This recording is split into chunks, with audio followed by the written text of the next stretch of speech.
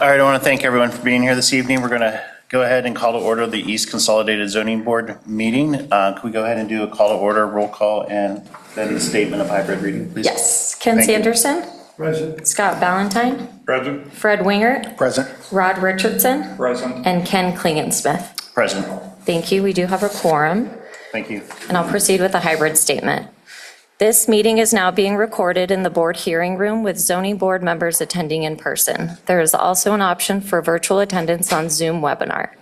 For Zoom participants wishing to speak, please use the raise hand function in the Zoom app at the start of the agenda item on which you desire to comment. Comments will be received from in-person attendees first, followed by Zoom participants. When it is your turn to speak, the moderator will recognize you by the name or number used to join the Zoom webinar, and your microphone will be unmuted. Please state your name and the community where you reside for the record, followed by your comments. All public speakers will be limited to 3 minutes. If you have trouble with Zoom, please call 913-715-9666. Board members, staff, and presenters, please state your name every time you begin talking, and please speak into the microphone so your comments can be transcribed for the record. This is a public meeting. We are presenting live and recording the meeting. Thank you. Thank you very much. Before we get started reviewing the agenda items, Julie is joining us this evening and had a few comments, so I wanted to ask her to step forward and share some thoughts. Thank you, Chair, and good evening. I'm Julie Brewer. I am the County Commissioner for District 3. The East Consolidated Zoning Board serves the geographic area that is within District 3.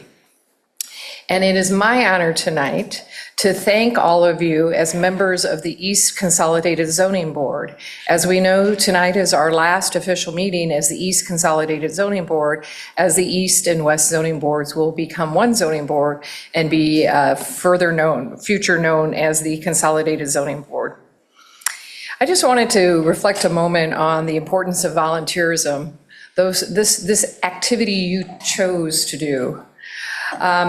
You are part of an important group in Johnson County. More than 300 residents serve on over 32 boards, councils, and commissions that help inform and make decisions and recommendations that help our county move forward.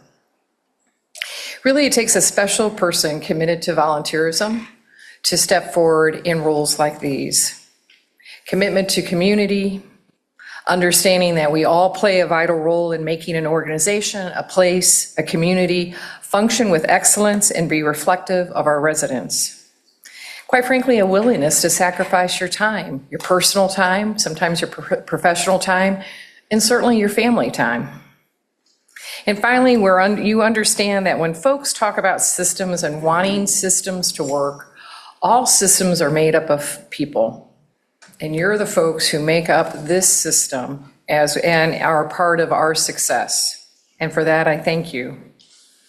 When you think about serving on the East Consolidated Zoning Board, you think about things, a lot of technical aspects. You have to have a working understanding of the Rural Comprehensive Plan, a working understanding of our zoning codes, our Comprehensive Arterial Road Network Plan, and the County Unit Road Plan.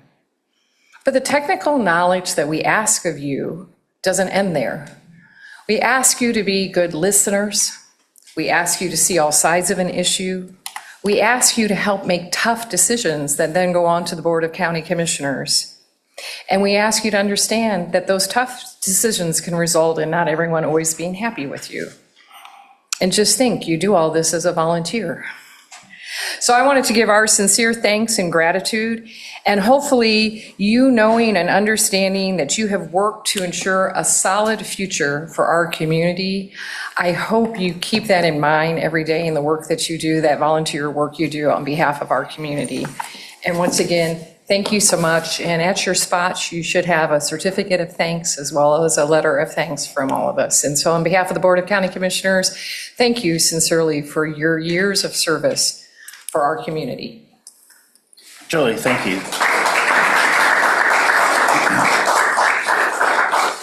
That was very thoughtful. Thank you for being here and doing that.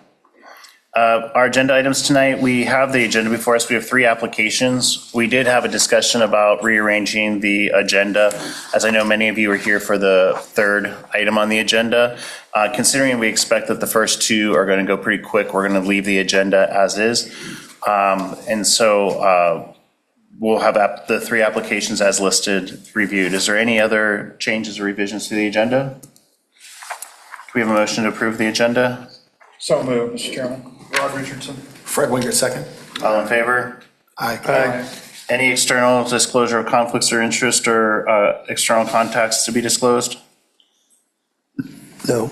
Hearing none, we'll go ahead and move to approval of the minutes. Do we have a motion to approve the minutes? Mr. Chairman, I move Rod Richardson to approve the minutes of February 4th, 2026. Do we have a second? Fred Winger, second. All in favor? Aye.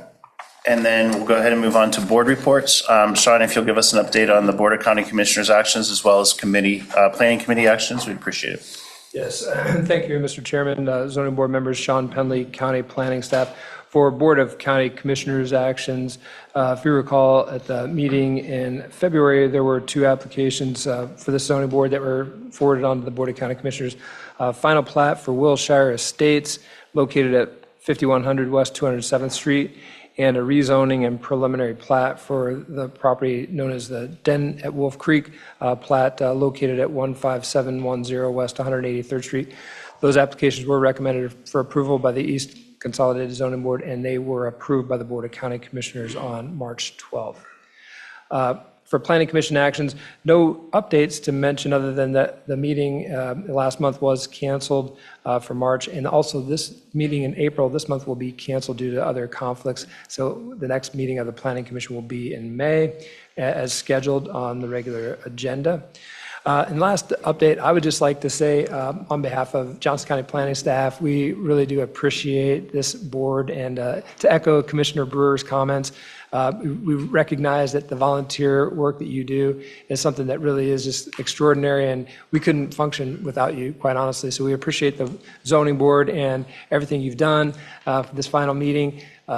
Just thanks again for your work. We know it's a lot of commitment and time, and we really do appreciate all of your work. So thank you on behalf of Johnson County Planning. Thank you. Any questions or comments? All right, hearing none, we'll go ahead and review the applications for the board this evening. Our first application number is E26545 CUP AU. It's a conditional use permit for 21100 Metcalf Avenue. And believe, Sean, you're presenting on staff.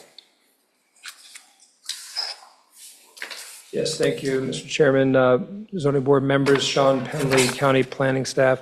This application is a request for a conditional use permit renewal for an existing communications facility located at 21100 Metcalf Avenue. I'll get the presentation loaded here. So the subject property is located on the west side of Metcalf Avenue, approximately a half mile south of 207th Street. This is an existing communications facility. The applicant is Crown Castle.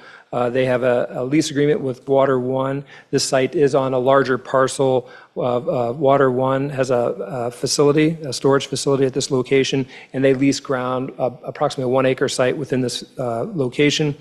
The current zoning of the property is RUR rural, and they do have an existing conditional use permit for the existing communications facility. So as mentioned, the applicant is Crown Castle. They're requesting a renewal of the existing conditional use permit with a term of 20 years for the existing communications facility. The original conditional use permit was approved for this site in 1997, and they've had 2 CUP renewals since that time in 2002 and 2012. The existing facility consists of a 165-foot tall monopole tower with antenna and ground equipment. And the tower site itself and the ground equipment and the compound fenced area is approximately 3,900 square feet within the larger Water One facility property. This is the aerial map showing the existing facility, outlined here in yellow for the tower site and the ground equipment. They share an access drive with Water One on an existing access driveway on Metcalf Avenue. And the Water One site is outlined in yellow, or excuse me, blue, the larger property for Water One. And they do have a storage facility, an underground storage facility, and a maintenance building on this site. This is the proposed site plan, or actually existing site plan for the facility, again showing the driveway, location of existing equipment for Water One, and the proposed or the existing ground equipment area for the tower site. This is a more detailed equipment site plan showing all of the tower itself, the monopole tower, along with all the ground equipment and shelters for communications equipment for the facility. And finally, the tower elevation showing the 165-foot monopole tower. They do have existing antenna on the tower. They do have room for additional equipment in the future if needed, for co-location, which is always encouraged. And that equipment, there's no changes at the current time, but there's certainly, if it's allowed by a structural analysis and it meets all the requirements, any additional antenna may be co-located on the facility. They do have some equipment that they occasionally need to change within the existing compound, the ground area, and that's allowed under the current CUP and as proposed with the proposed CUP renewal. There's a couple of photos of the existing tower site with the gated access from Metcalf. As you can see, here's two existing array of antenna on the tower. They also have the ground equipment is all fenced in within their leased area on site with all the proper signage for the facility. As part of this request for the CUP renewal, there is one change that's the applicant is requesting at this time. With the original CUP and the previous CUP renewals, they had landscaping requirements around the ground equipment. That is a standard requirement for communications facilities, that they have screening around their ground equipment. They can do that with a combination of fencing and landscaping. They had both. They have chain link fencing, and they had trees around the site. There's been some changes with how they operate the site and the way Water One is operating the site around it. They have removed the trees that are immediately surrounding the ground equipment because quite frankly, they're not visible from the roadway and they're not visible from the surrounding property, so there was no need for that landscaping. So they are requesting a waiver. With a conditional use permit, the board may approve waivers to the design standards, including screening. So because the tower and the ground equipment is located approximately 550 feet away from the nearest public street, and the site is located within the interior of the property on a larger Water One facility, that's a permanent CUP for the utility, and because there is adequate screening for the existing facility, staff does recommend approval of that waiver. You can see here in this photo, this is a view from probably the most visible part of the tower, which is actually south all the way down to 215th looking north. You can see that the Water One facility, this underground storage facility, actually screens the site fairly well as the from the other side from Metcalf is well screened due to distance from the road, and with other equipment for Water One, it's screened very well. So staff does recommend approval of that waiver as requested. Staff also did review a few additional items for the CUP renewal. Looking at the zoning, this shows the site. It's surrounded by the Water One site, RUR zoning, surrounding to the south. And then to the north, this is located immediately south of the Metcalf 211 industrial development. So it's all zoned industrial to the north. So very well located and situated on the site. So again, does comply with all of the land use criteria for reviewing a conditional use permit. So staff does recommend approval of this conditional use permit renewal for a 20-year term, and as recommended in the staff report, subject to the stipulations. The applicant is available on Zoom if there are any questions, and that concludes staff's presentation. Happy to answer any questions. Sean, thank you. That was very comprehensive and thorough. Quick question. This is Ken. The facility's been in place since October of '97. As part of the application process, I'm not seeing any comments. I just wanted to confirm that there's not been any concerns or comments from folks in the area. That's correct. We've received no comments or questions from surrounding property owners. Also, Water One has indicated that they have no comments or objections. They've had a ground lease with the tower manager, and they say that everything has been going fine. They have no objections to this renewal. Okay. Any other questions of staff? All right. Thank you, Sean. The applicant's on Zoom. Does the applicant wish to speak or say anything related to the application? Yes, he would like to make a comment. Go ahead, Paul. Good evening, everyone, and thank you very much. Really appreciate you working with us. Staff has been absolutely fantastic to work with through the life of this application, so we appreciate that. My name is Paul Peckins. I am the agent for the applicant, better known as Crown Castle. We agree with staff report and would simply like to make three kind of key points related to the application. One, the application itself is in alignment with the zoning regulations and development standards. The facility complies with all state and federal regulations, and the approval and recommendation of the application aligns with the 1996 Telecommunications Act by allowing carriers to continue providing service and eliminating any potential significant gap in coverage. And with that, again, I thank you, and I'm happy to answer any questions that you may have. Thank you. I appreciate your comments. Any questions of the applicant? All right, hearing none, do we have anyone for public comment here or on Zoom? We had one person raise their hand on Zoom. I'm not sure if they're wishing to speak on this item. I tried to send them a chat, but I'll go ahead and allow them to talk to see which item they wish to speak on. Please, thank you. Bobby, I'm going to go ahead and unmute your mic, and if you can let us know if you wish to provide comment on this item or another item on the agenda.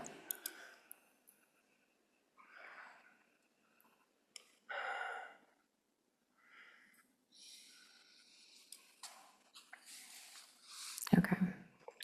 A comment? I'll go ahead and try to send him a message through the chat again, and I'll let you know. Okay. If he Thank comes you. back, I'm going to go ahead and close the public comment section, but if you find that he does have a surface, we'll go ahead and honor his comments. Any further questions of the zoning board or staff or the applicant? All right, discussion. This is Ken. From my perspective, this has been in place since '97. It's been renewed. I think the conditional use permit for another 20 years is consistent with what we've done on other applications on existing structures and property, and I don't see any issue with recommending this to be approved by the county commissioners. Any other comments? Anyone have a motion? Ken Sanderson, I would move the board approve the application number E 26545, CUP, conditional use permit renewal to allow the continued use of the communication facility for the reasons and stipulations recommended by staff as set forth in the staff report. Do we have a second? Rod Richardson, second. All in favor? Aye. All right, seeing that everyone unanimously approves this to be moved forward to the county commissioners, this will be presented. Yes, thank you, Mr. Chairman. This item will be considered by the Board of County Commissioners at the meeting on May 14th at 9:30 a.m. here in this County Administration Board hearing room. Thank you. Or can Commissioner Brewer just approve it and we can be done? All right, we'll go ahead and see business for the board application number E26546 CUP and E26547 FDPAU. It's a conditional use permit and final development plan for 7325 West 210th Street. Staff report, please. Good evening, Michelle Leiniger, County Planning Staff. This application packet is for a final development plan for a contractor shop and office and a conditional use permit for outdoor storage. Here's an aerial of the subject property outlined in blue, right next door to the last project. It's directly to the north of the tower you just saw. The site is approximately 6 acres and located in the Metcalf 211 Industrial Park, located at 210th and Metcalf Avenue on the west side. This is the preliminary development plan for this site was approved in May of last year. The proposed final development plan is generally consistent with the approved preliminary. There's some slight changes, but for the code regulations, that is permitted. The proposed final development plan for the site has the front half being where the buildings are located, and the rear half being the outdoor storage space for materials and equipment for the business. A screening fence of chain link with slats proposed around the site from the area north of the parking lot to the southern property line. Here's a close-up of the front half, just so you can see the labels and such. The office is shown in the front half of the building right here. And then there's the shop building. There's parking out front in 2 spots. And then this on the east and west side of the building is covered employee parking.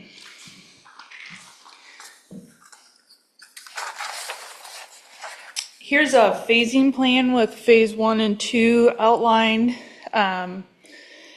I got a late revision today that they would like to propose changes to the phasing.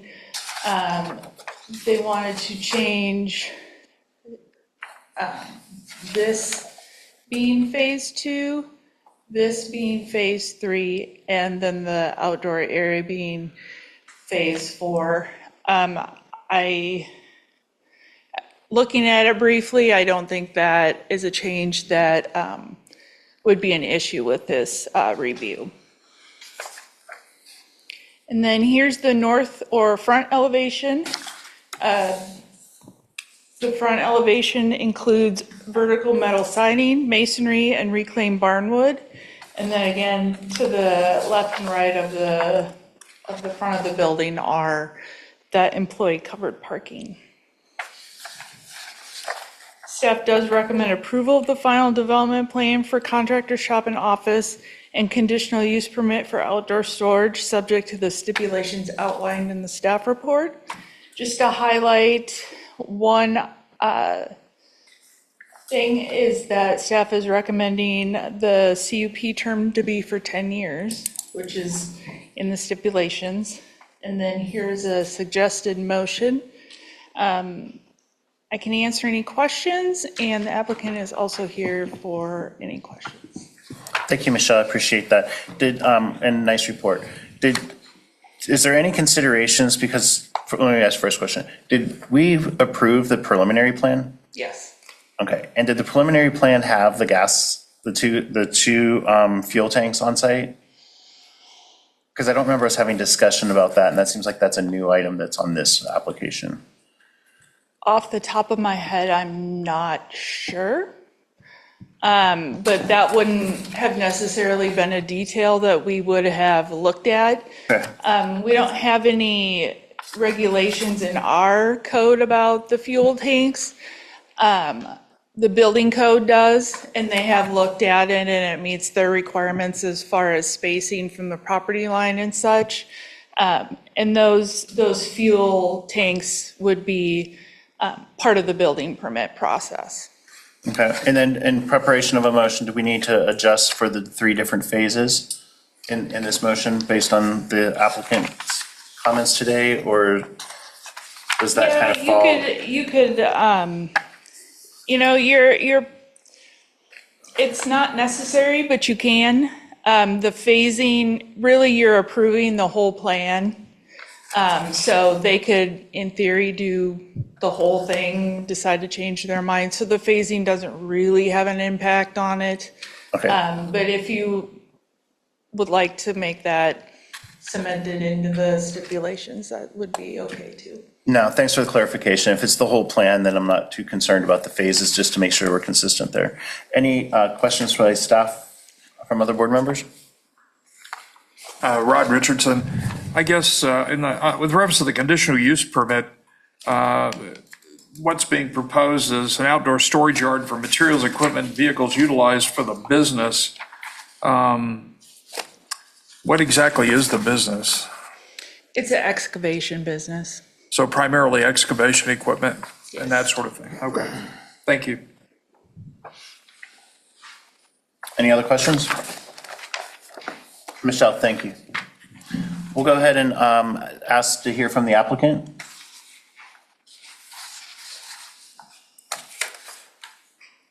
Good evening, Dan Finn, civil engineer with Phelps Engineering, business address 1270 North Winchester, Olathe, Kansas. I'm here also with Jeff Gatton, who's the owner and developer and operator of Jag Excavation. Nothing further to add tonight. We appreciate your time, staff's time, but we're here to answer any questions if you have any. Thank you, appreciate that. Any questions of the applicant? Yeah, Fred Winger.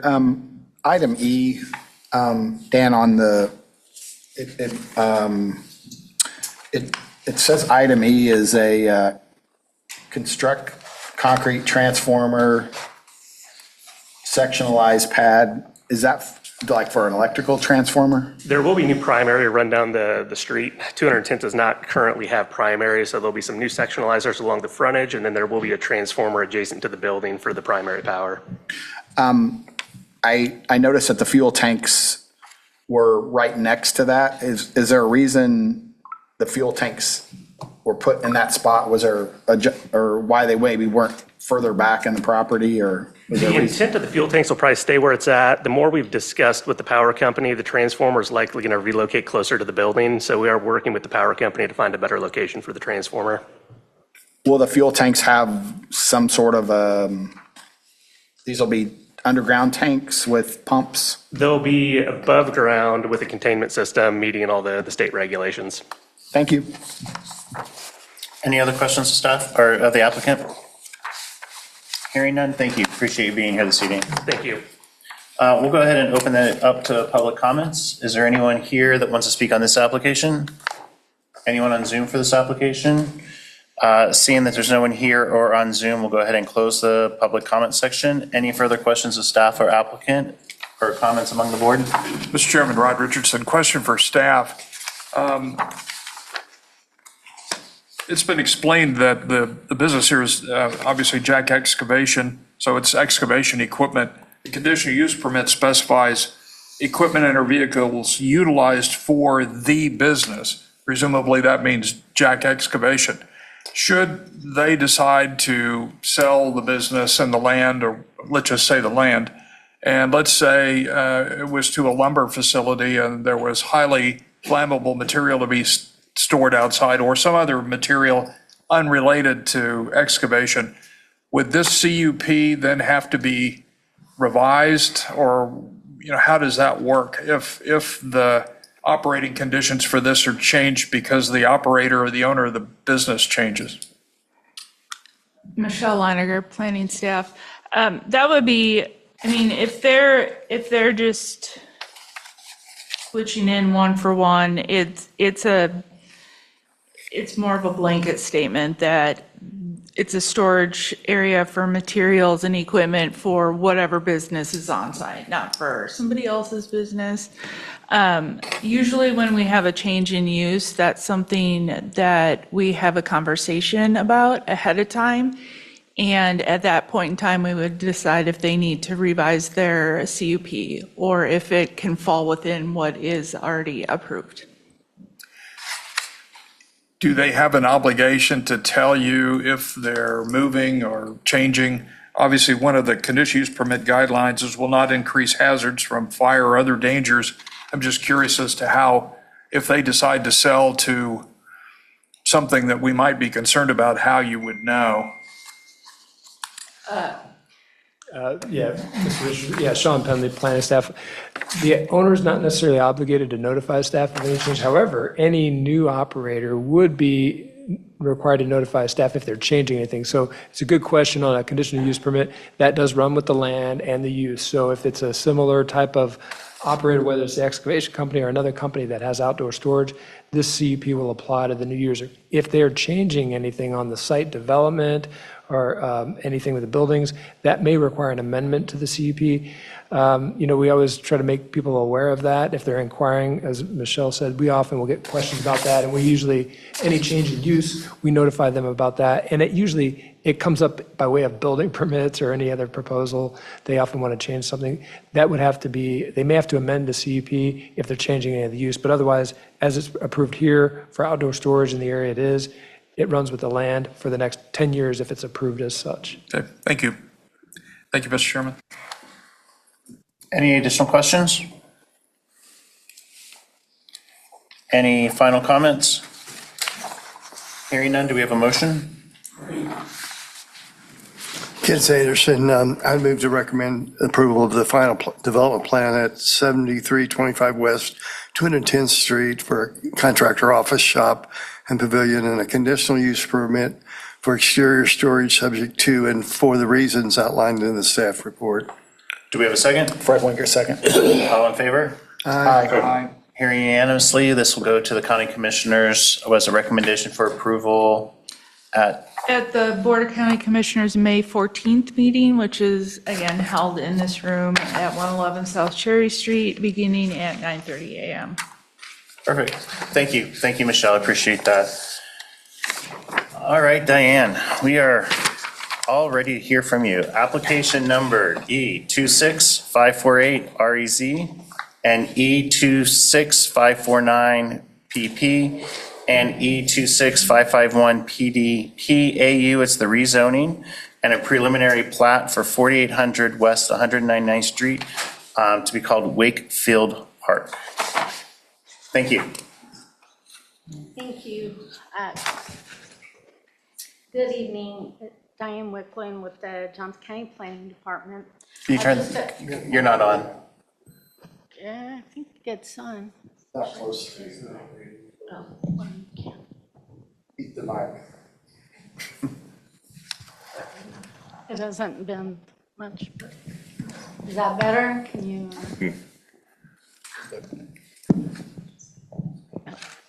Sure. All right. Is that better? I think it's pretty sensitive mic. It should be. I think it's on. So we should be good. Thank you. Just a couple of notes. So there is some handouts, one handout at your desk that's I'll talk about later, that's for a revised stipulation. So just note that. I'll talk about that in a little bit. Also to note that we have received some public comments from neighbors and the public on this application.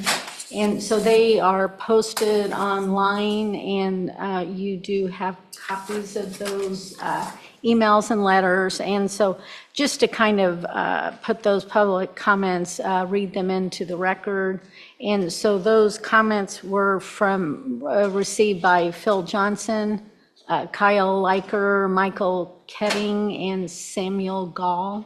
Also, there were a couple of videos that are also, that we received, and those are also posted on the website as well. So just so you have that information. And so the applicant is Phelps Engineering, the landowner is McBee Farms, and the property is located on the north side of 199th Street between Knoll Avenue and Mission Road, as you can see here on the vicinity map. The existing land use is residential, and the property has one house on it right now and has the rural RUR rural zoning district. And the existing improvements are a single-family home, cargo container, and some fuel tanks.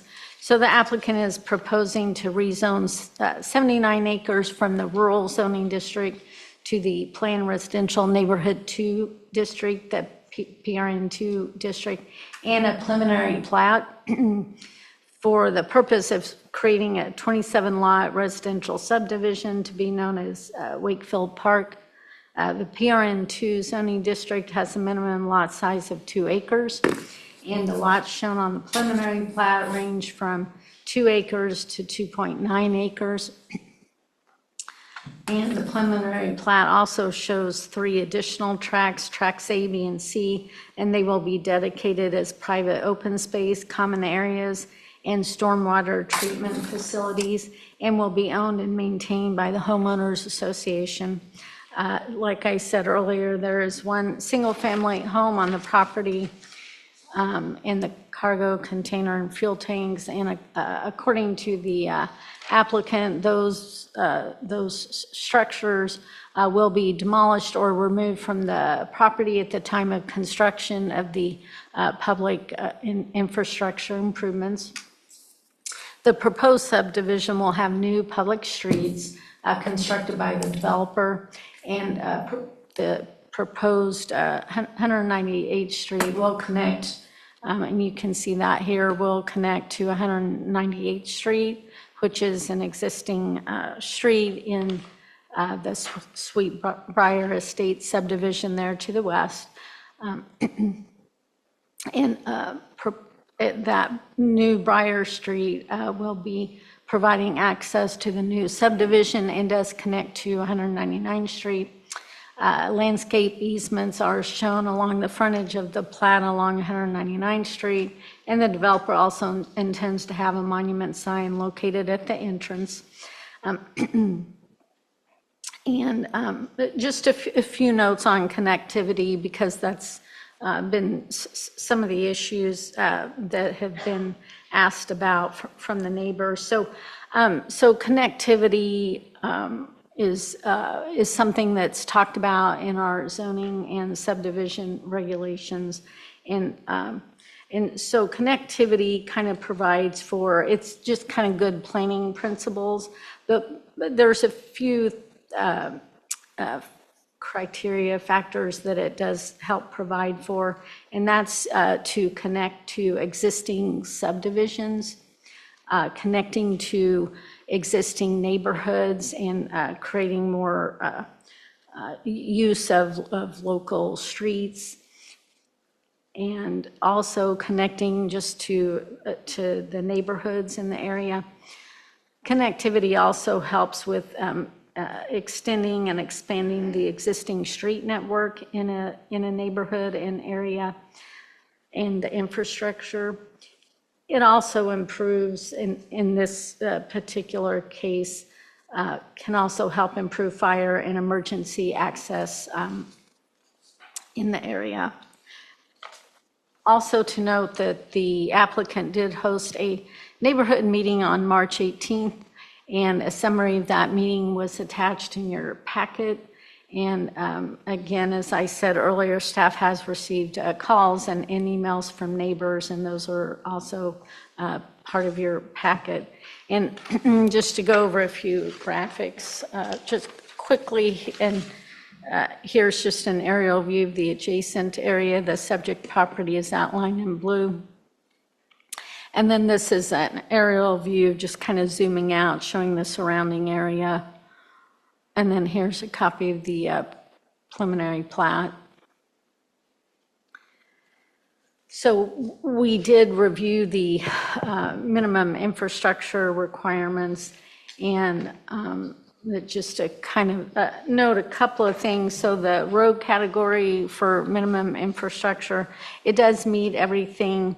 In addition to one of the requirements is that 199th Street has to be built to a type B collector street standard. This portion of 199th Street is not currently constructed to that standard, but the developer, as stipulated, will construct 199 to that type B collector street standard. And really all that means is that they will make those improvements, which is adding a 4-foot shoulder on the north side of 199th there for the frontage of the property. So then it will meet that requirement. As I said, they are proposing, and you can see this here, new local subdivision streets. They will comply with the county street standards, and they will be curb and gutter streets. A traffic impact study was also submitted by the applicant, and it has been reviewed and accepted by the Public Works Department. And also the same thing for they submitted a preliminary stormwater management plan that also looked at kind of stormwater quality management as well. And that study has also been reviewed and accepted by Johnson County Public Works. And just also kind of a note on stormwater, again, because that was some of the issues that were talked about. So, you know, these studies that they submitted, and it was reviewed to look at stormwater runoff that's generated by the proposed development. It is required for it to be managed in accordance with Johnson County stormwater regulations.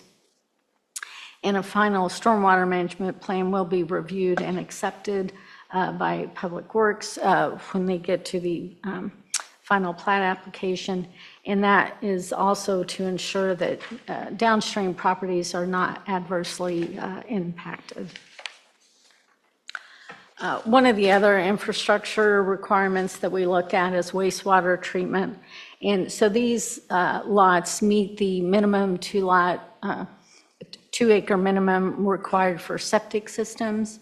However, and we just talked about this on a previous application a month or so ago.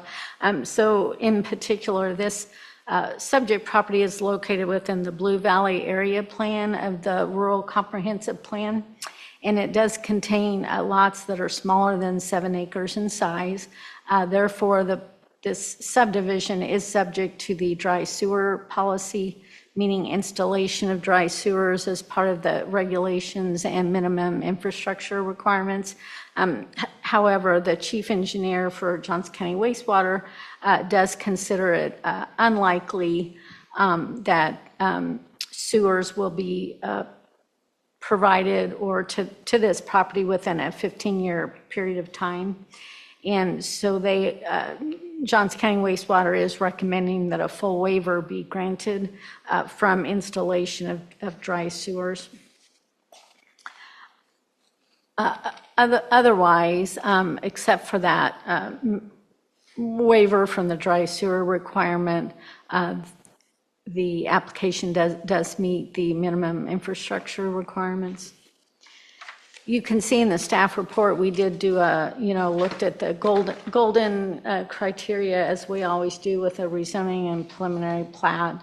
And, because of the variation, you can see between zoning and the lot sizes in the area, this proposed PRN2 zoning and the preliminary plat are consistent with the surrounding rural and residential zoning districts and the varying lot sizes, and will be consistent and compatible with the existing surrounding zoning and land uses, and would be compatible with the character of the neighborhood.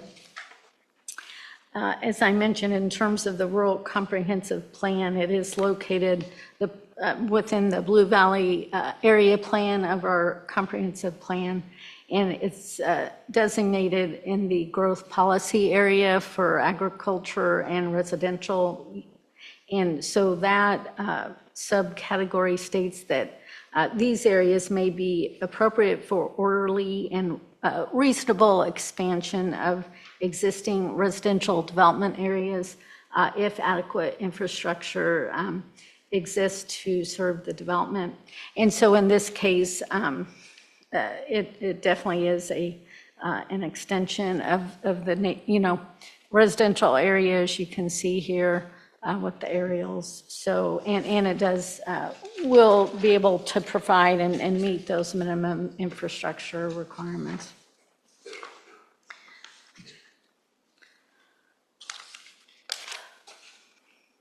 Also, as you can see in the staff report, there's a plat exception request for minimum street spacing requirements that the county has in subdivision regulations. And so the applicant is requesting a street spacing between two streets. So the new street entrance into the subdivision is an extension of Briar Street, that you can see here on the south side of 199th Street.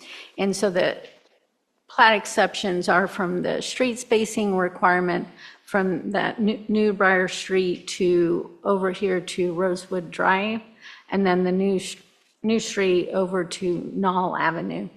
And so they don't meet the minimum street spacing requirement right now. They are asking for a plat exception from that. Planning staff and Public Works specifically did review that, and Public Works and Planning are recommending approval of that plat exception, and specifically for the reason that the proposed intersection location for Briar Street has been evaluated and does meet all applicable site distance requirements, which is the primary factor in ensuring safe roadway operations. In addition, that proposed street aligns with the existing Briar Street there to the south that I was pointing out earlier, avoiding an offset intersection and improving traffic operations. So those are kind of the main reasons to recommend approval of that plat exception. And just kind of wrapping up here, so Public Works Department comments are they're in the staff report, and their requirements are stated in the report and in stipulations. Building Code Department did review the plat as well and just stated that it should be in compliance with building and fire code requirements in terms of fire flow. And the Environmental Department also approved the plat. In addition to the Environmental Department is suggesting, recommending adding a plat note to the preliminary and final plats. And so that goes back to that handout that I mentioned earlier. And so the handout that you have before you, I've changed the language again, so my apologies for that. But so staff is recommending to change stipulation 5B to read, add a plat note to the preliminary and final plat stating that the septic systems, including lateral fields, are not allowed to be located in easements, and that the required setbacks for septic systems shall comply with Johnson County Environmental Sanitary Code. So I have referenced that in the motion if we get to that point, but just kind of wanted to read that into the record. And so like I said, that what I just stated is different than what that handout is. But so staff is recommending approval of the rezoning and the preliminary plat, the waiver from the dry sewer requirement, and that plat exception from the street spacing requirements, with, subject to the stipulations listed in the staff report. And I think with that, I'll stop. If you have questions, I can answer those. And we have staff from Public Works, and the applicant is here as well. So. Kathleen Smith here. I had a question, if you can pull up the entire subdivision map. The plat. That one. We just recommended approval of the subdivision down off of 207th Street that had a single entrance. And one of the concerns we had is it only had a single entrance, but the number of lots that existed on that single entrance were, I think, like 12 or fell below 14 or fell below that number. And if it went above that number, then we would have to have two entrances. This makes me feel like we have two entrances, but the entrance is so close to the front, so much so that we're asking for a plat exception, that there's too many lots past that second entrance, if you will, that kind of defeats what we discussed about on the last one in 207th Street, and saying that there's too many lots on that single access road related to fire. I don't know if that's something you can comment on, but it seems inconsistent with what we just approved on 207th Street at a former meeting. So I'm not sure I know all the details of the other one that you're talking about, but what I do know is that, so the building and fire code only requires one access point if you have 30 lots or less. So if it's 30 lots or more, then it requires that two ways of access in and out of the subdivision. I don't know if that helps, but. No, that's good from a standard.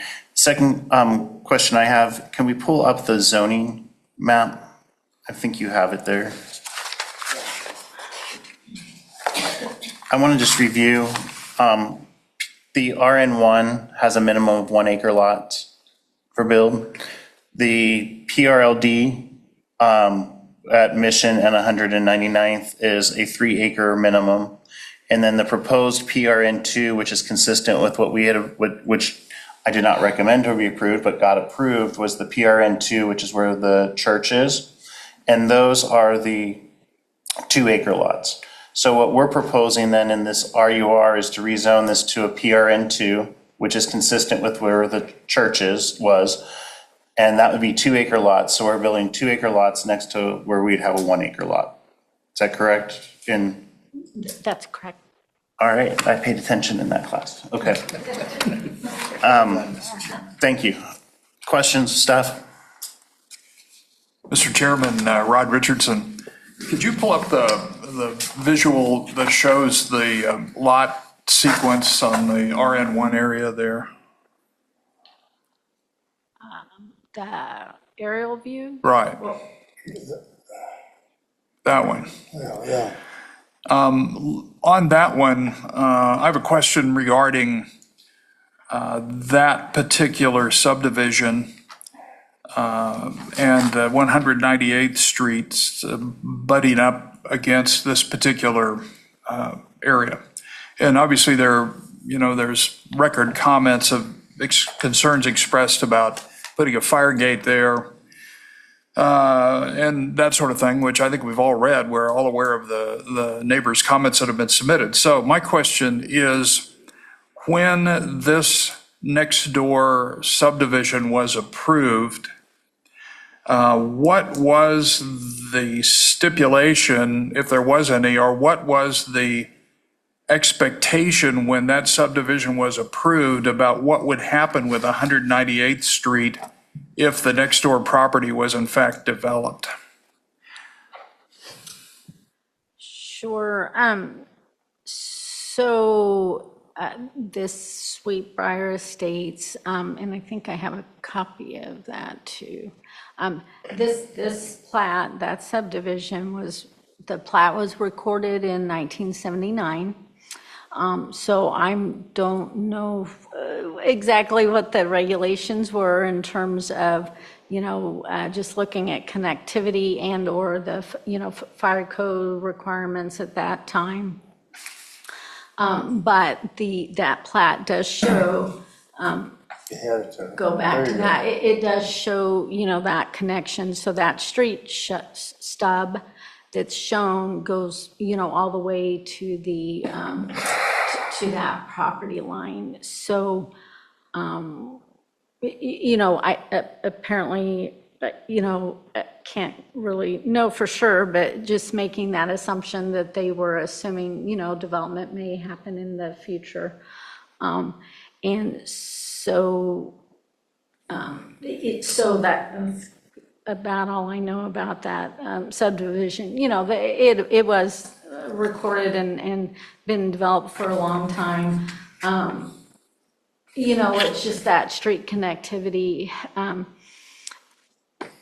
can take a while, can take a lot longer to make that connection, maybe out in the county than it versus in the cities, but.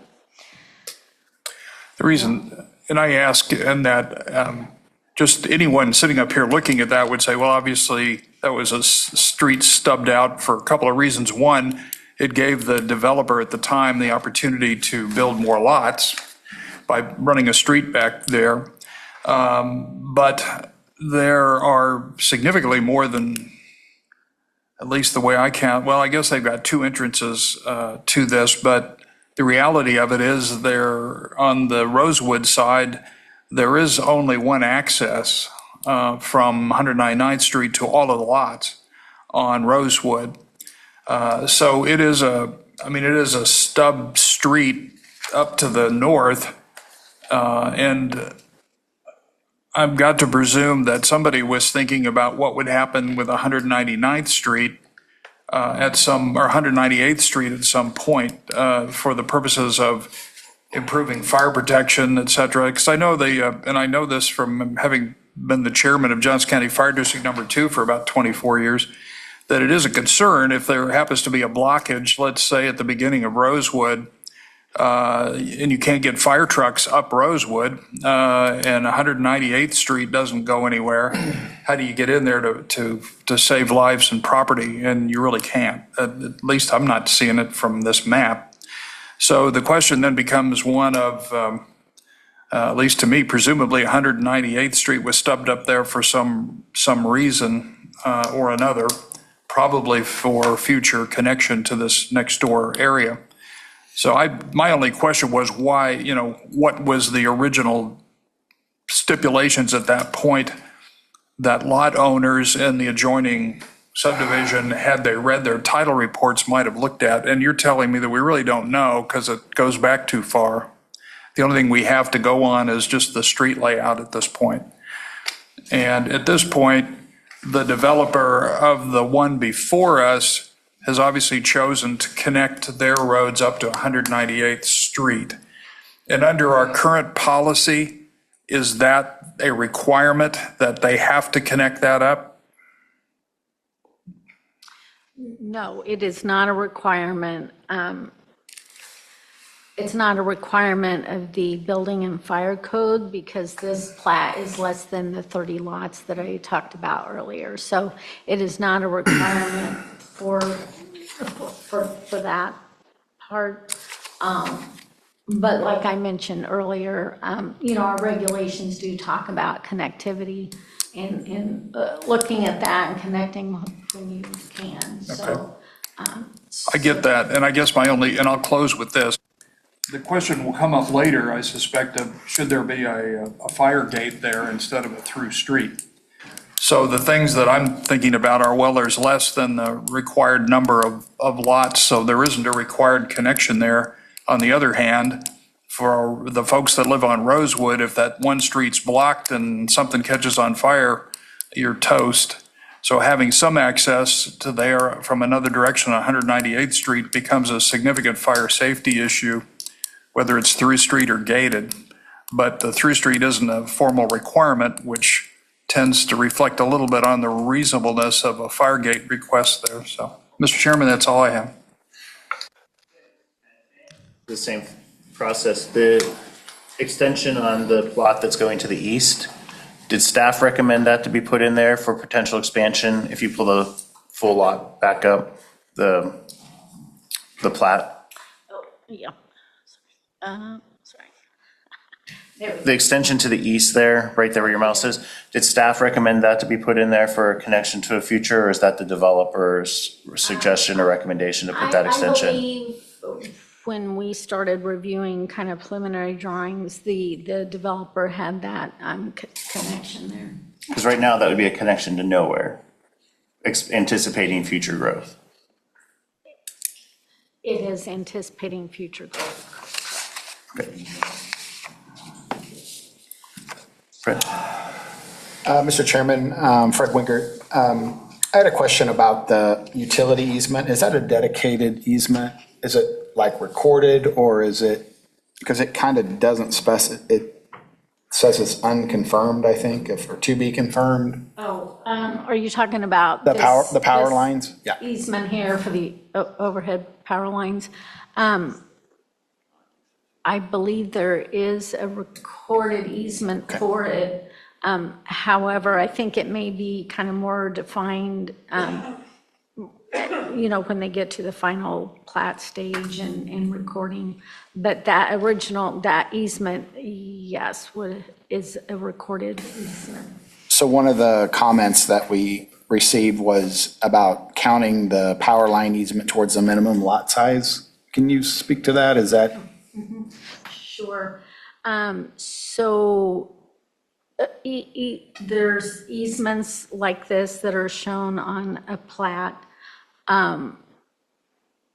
You cannot build, in those easement areas. So the different utilities, have restrictions in those easements. So you can't really build in them or do much in that easement area.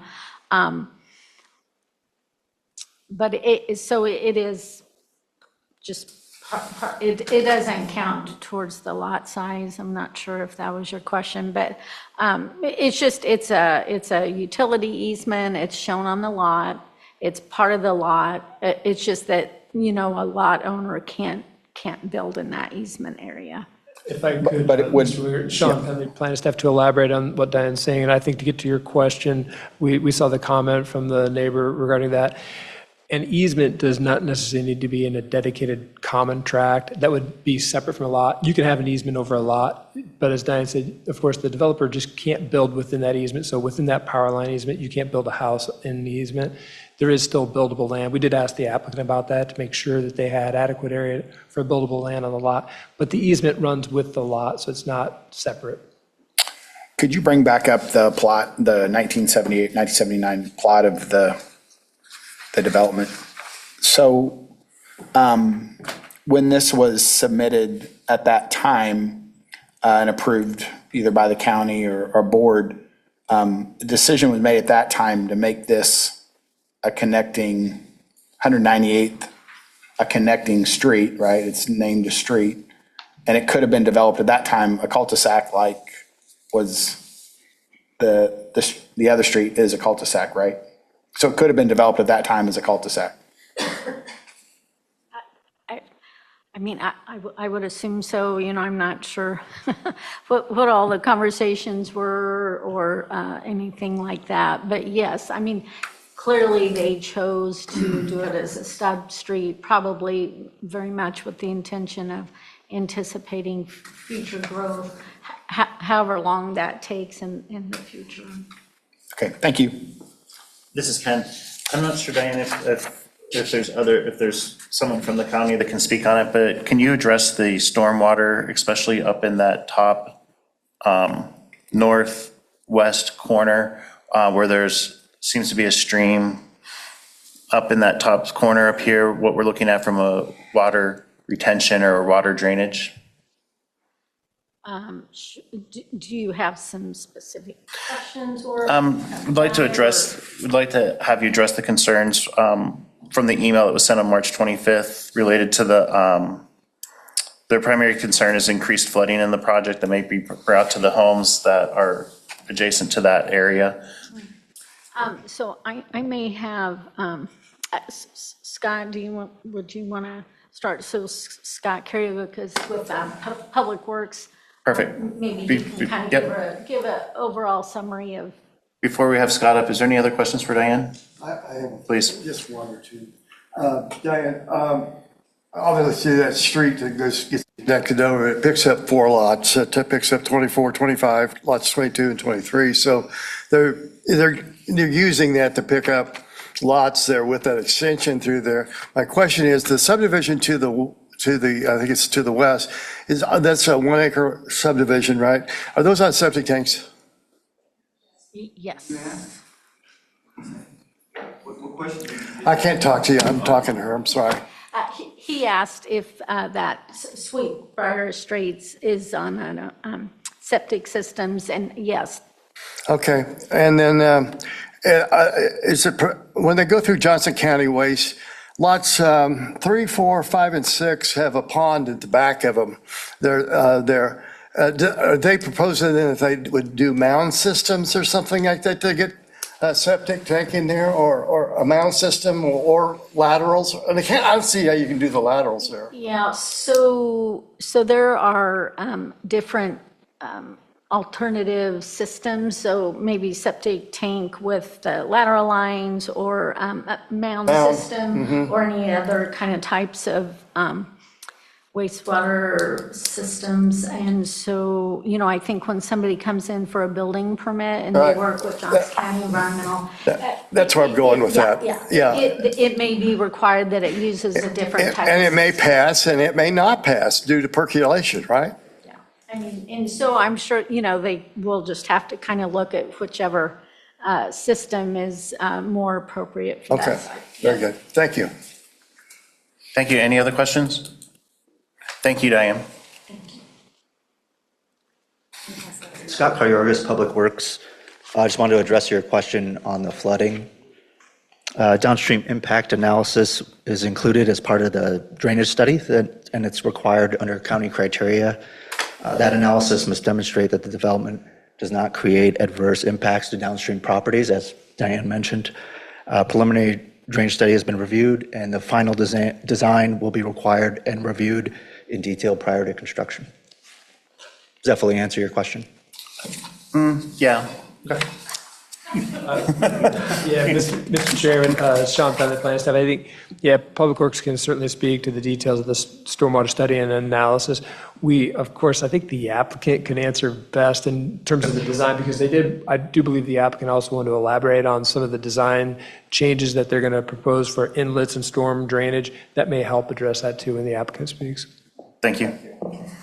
Any other questions of staff before we hear from the applicant?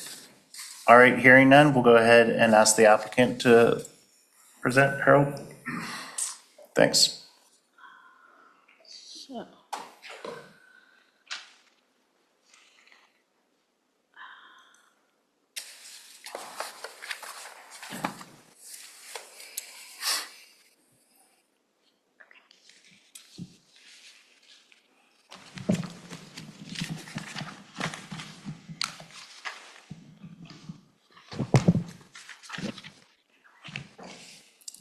Good evening, Mr. Chairman, board members. My name is Harold Phelps, Phelps Engineering, 1270 North Winchester here in Olathe, Kansas.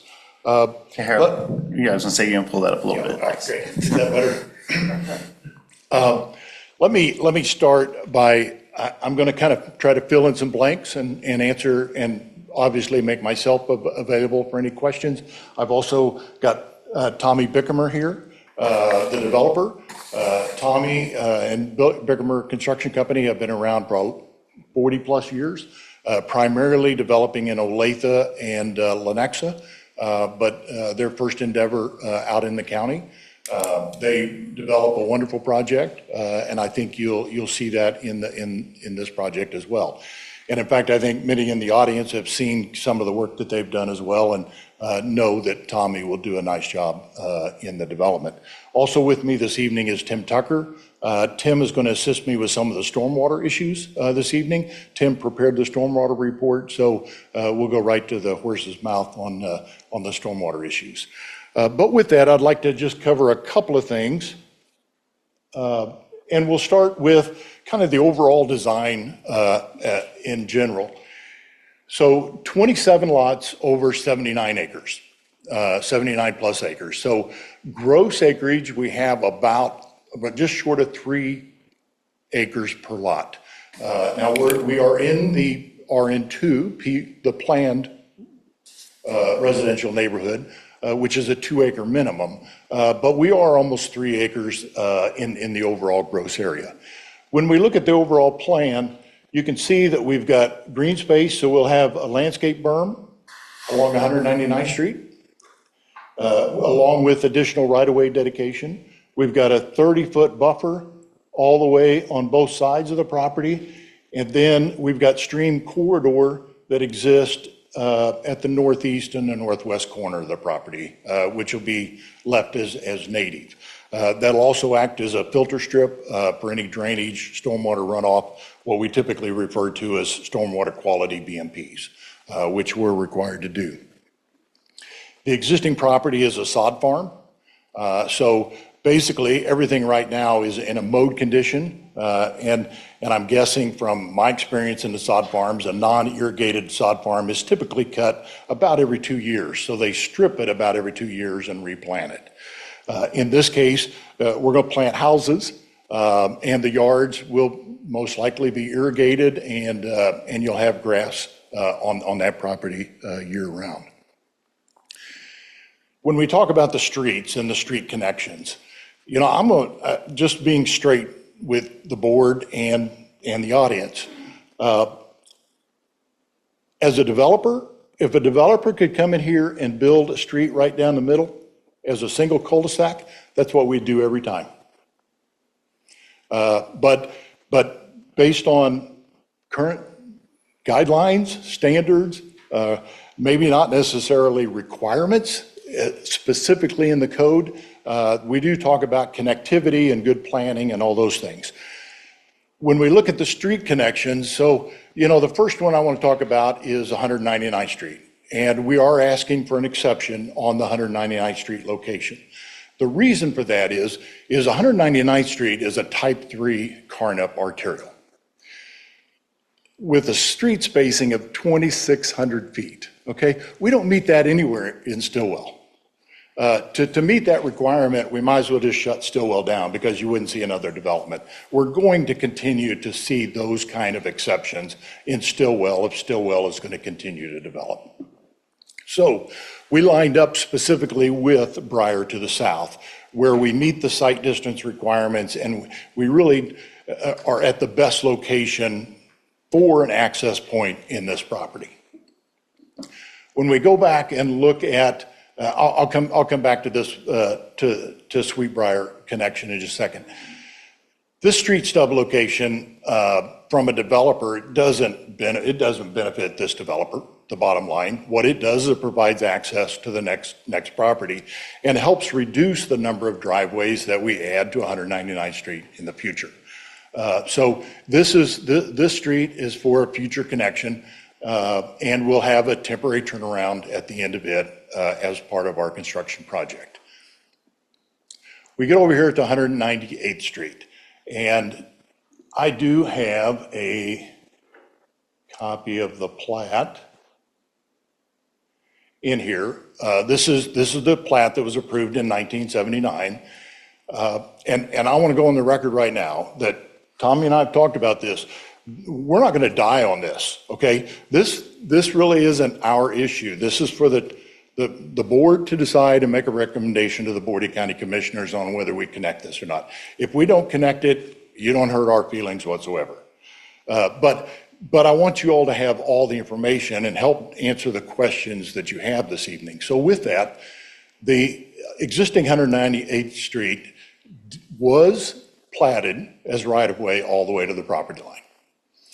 And as you can see, there's a note right here that says temporary turnaround easement. So in 1979, they anticipated that to be a temporary turnaround and a through street. Now, that's just based on the plat, on the plat and my analysis of the plat. But I want you all to know basically what the actual plat was in 1979. I actually thought Rod was still on the Township Zoning Board in 1979, but maybe not. Been on there for a long time, haven't you, Rod? But with that said, again, whether that street's connected or not, it doesn't make any difference to us or the developer. The other exception that we've asked for is the exception of dry sewers and not putting dry sewers in. Sanitary sewers are still about 3 miles north of here. The likelihood that sewers get down here in the next 15 years, as wastewater is projected, not going to happen. Whether they get down here in the next 40 years or if they ever get down here, there are very few properties that are left in the Stillwell area that are developable. So to extend sewers now 3 miles for, really what boils down to the intersection of Metcalf and 199th Street, probably is more realistic that we put a lift station in there somewhere and you pump it back up to the north. But to bring gravity sewers all the way down Camp Creek is probably not very realistic.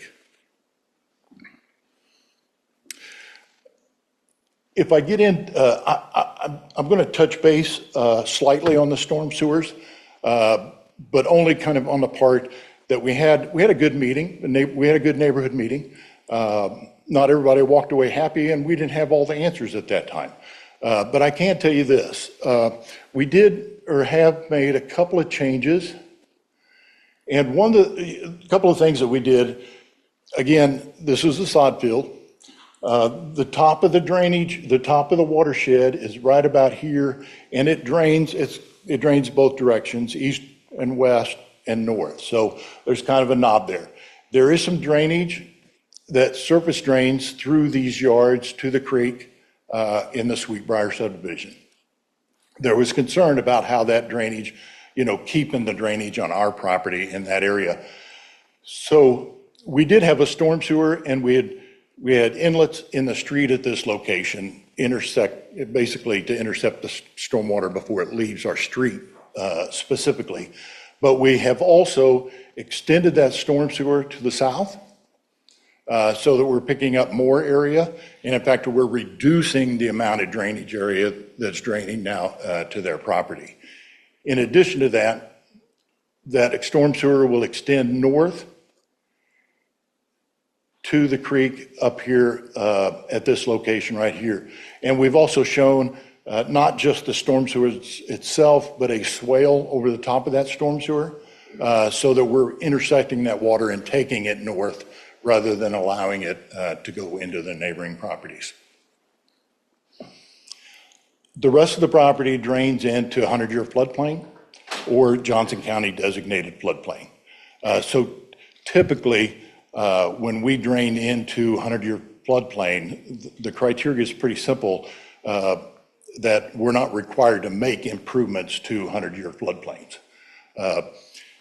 And Tim may touch base on this too if we get into more detail on the storm drainage system. But when the flood study was done, it was anticipated that we'd have more impervious area than what we're proposing here. So that we were expecting about 24% green space in the overall area, and here we'll end up with over 40% green space in the overall area. So with that, we're less than that 100-year floodplain. So the study that has been done and has been indicated is more conservative than will probably actually happen out here. I hope I've answered most of the questions that were asked. If not, I'd be happy to answer any questions myself, Tim, or Tommy. Mr. Chairman, Mr. Phelps, just at the top cul-de-sac, I'm assuming that is an easement, drainage easement that goes from the top cul-de-sac into the area up there to the, is that what that is? That and access to that open space. That's correct. Yes. Okay. So we've actually got a tract. That tract is contiguous, so you're not actually on anybody's property on that tract. Okay. So who then controls that tract post-development? An HOA or? We will have an HOA. Okay. Yes. Thank you. You bet.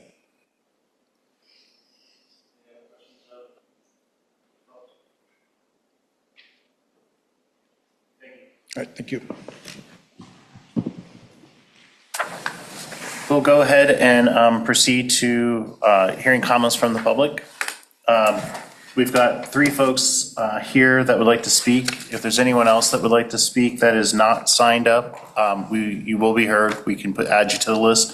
And do we have anyone on Zoom that would like to be heard? Not at this time, but just a reminder to our Zoom participants, if you do wish to speak, please use the raise hand function. We ask that you limit your comments to 3 minutes. We find that hearing from the residents is sort of the purpose of why this board exists. So we're sensitive and relaxed to that, but with only 3 of us, we'll go ahead and hear from the public. Matt Webb. And if you can state your name and your address for the record, please, before you start, that'd be appreciated. You bet. Greetings, good evening. My name is Matt Webb. I live at 4815 West 191st Street. That is the property that is directly to the north of this subdivision.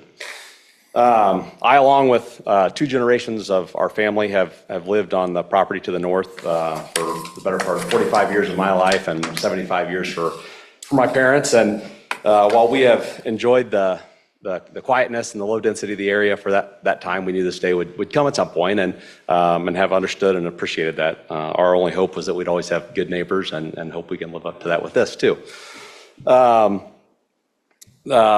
All that said, after we've reviewed the plat and sat down and really talked about it as a family, we are happy with how it looks. I think it represents well within the community.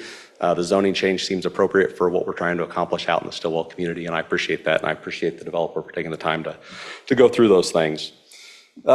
We do share some of the concerns of the stormwater runoff. I've lived there, like I said, for 45 years, and come out there. If we get 4 inches of rain tonight, swing by, swing by, and I'll show you what it looks like. A 100-year floodplain is not what it used to be, and some of that stuff's starting to encroach. And we have 2 houses on the property to the south that reside up on top of the cliff that is ideally out of that 100-year floodplain, but it's not necessarily that our houses won't get wet, it's that kind of continues to erode and erode and erode over the years. And we'd like to just be sure that the stormwater, presentation is done and thorough and accurate, and that's what we'd ask, just to be sure that's reviewed heavily on our side.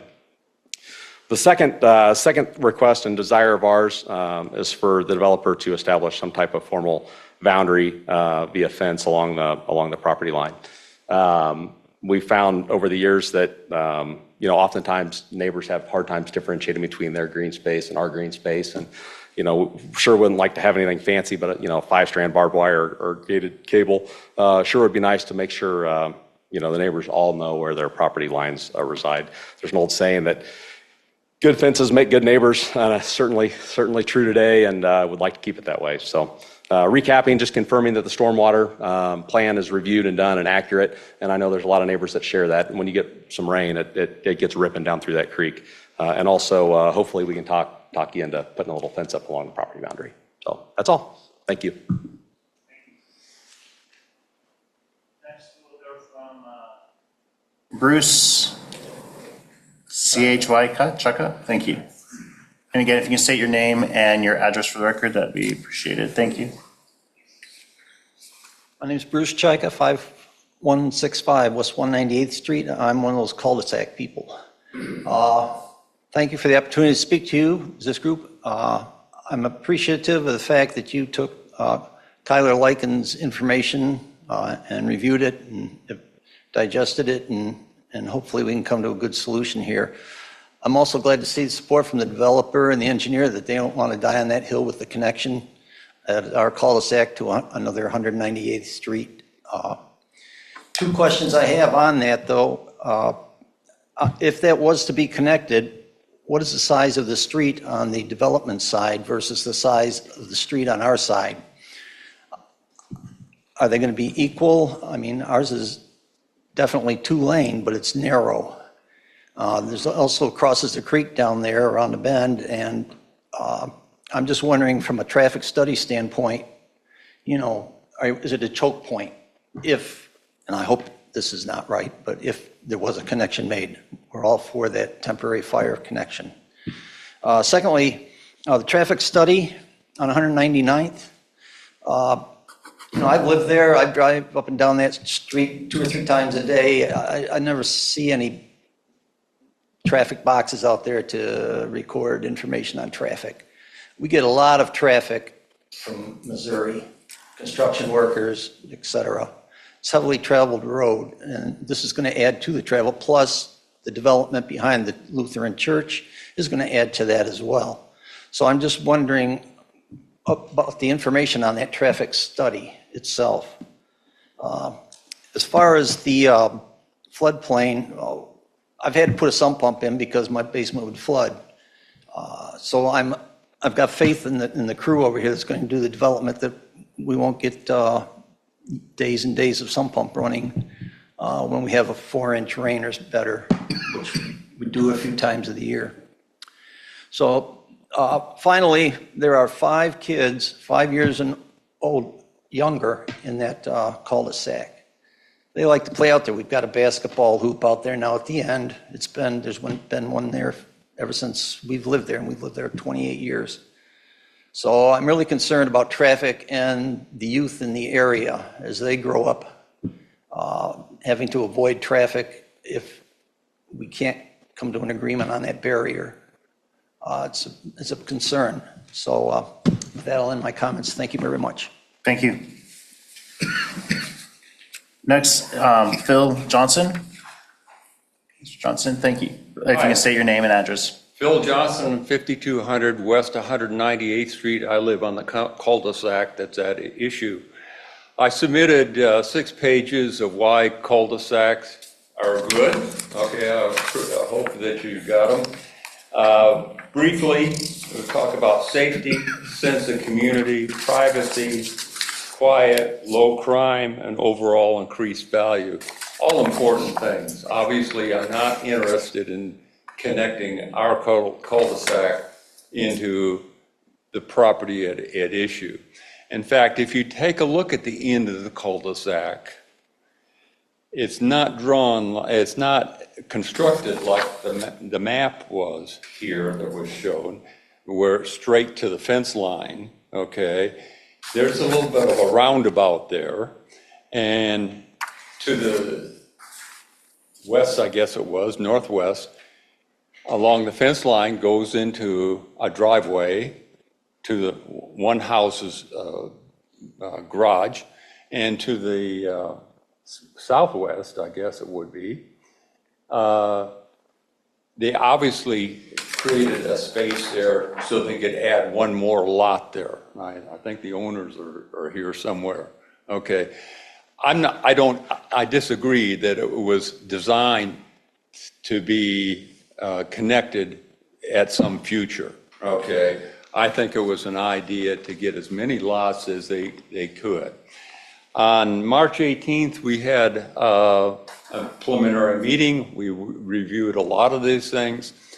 We were told that the only reason to connect the mold of the cul-de-sac was for emergency access. If we want emergency access, we can do something besides putting in a street. We can put those emergency things in there like you did over on Mission Road, okay? Now I heard tonight that we're talking about connectivity, if that's the correct word. So it would connect to the next piece of property here. I'm not in favor of that. And I also heard there's no regulation that says we have to connect, okay? So I'm really not interested in connecting. I only got 35 seconds. Jumping to a runoff issue, my property is about a third of the way up on the west side of the property. Nobody did a survey after 3 days of rain on my property, okay? They would have noticed that the proposed property just floods into my property, okay? Not only surface water, okay, but subsurface water. That whole area is ledge rock. 3.5 feet down, you hit ledge rock this thick. So the water doesn't soak in, it flows. So I'm past my time, I apologize. I want to make my point. Thank you very much. Thank you. Is there anyone else here this evening that would like to speak before us? Please.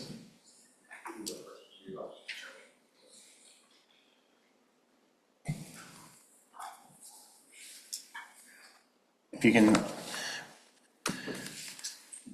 state your name and address, please, before you get started. Thank you. Hi, my name is Sam Gall. I am at 19625 Rosewood Drive. I'm going to take a slightly different tone than my neighbors. I have a slightly different point to make here. So my family, again, at 19625, we've been there for about 9 years. To my neighbors, I don't quite know yet where the house with the horse is. So I'm here tonight to voice my opposition to the proposed rezoning at the plat we're talking about. While we have technical concerns regarding the lack of sidewalks, shallow rock table, flooding, and the high voltage lines that we've discussed tonight, I want to speak specifically to the character and the legacy of this nearly 80-acre parcel. And the land is a productive, permeable sod farm that helps define the rural character of Stillwell. The current proposal seeks to force an urban-style through street onto a neighborhood with no sidewalks, creating a permanent safety liability for our children and seniors. Many of the current Sweetbriar Estate residents chose to live here specifically because it is a quiet, rural neighborhood where our kids can ride bikes and play. Introducing a new through street with a development full of multi-million-dollar homes will irreversibly harm the character and safety of our neighborhood. I would also like to address the owners of McBee Farms. I don't know if there's anybody from McBee Farms here tonight, but I think this would apply to the board members as well. I recognize that you've been stewards of this land for years, and that you have a right to realize the value of your property. However, I believe there is a better path forward than a contested development, as we can see here tonight, that is already straining our community's trust and threatens to forever be a burden on our infrastructure and our quality of life in Sweetbriar Estates. There are organizations such as the Kansas Land Trust and the Johnson County Park and Recreation District that specialize in helping families like yours achieve a win-win outcome. Through a conservation easement or a public land acquisition, you could receive a fair market value for your land while ensuring it remains a legacy in Stillwell, rather than a construction site, and who knows how long that's going to last. These options provide unique advantages, unique tax advantages, and potentially a faster and cleaner path to a sale instead of a contested rezoning process. Ultimately, I'm asking you to consider how this land and your family's legacy will be remembered, as a subdivision full of McMansions, or as a natural preserve that helps define the rural character of Stillwell for generations to come. I'm asking the board to deny this rezoning to protect the safety of our streets and the integrity of our watershed. But more importantly, I'm asking the board and the landowner to pause and consider a conservation-based alternative that respects both the property rights of the owner and the safety of our neighbors. I know I speak for everyone here. I have a lot of my neighbors here when I say, let's keep Stillwell rural. Thank you. Thank you.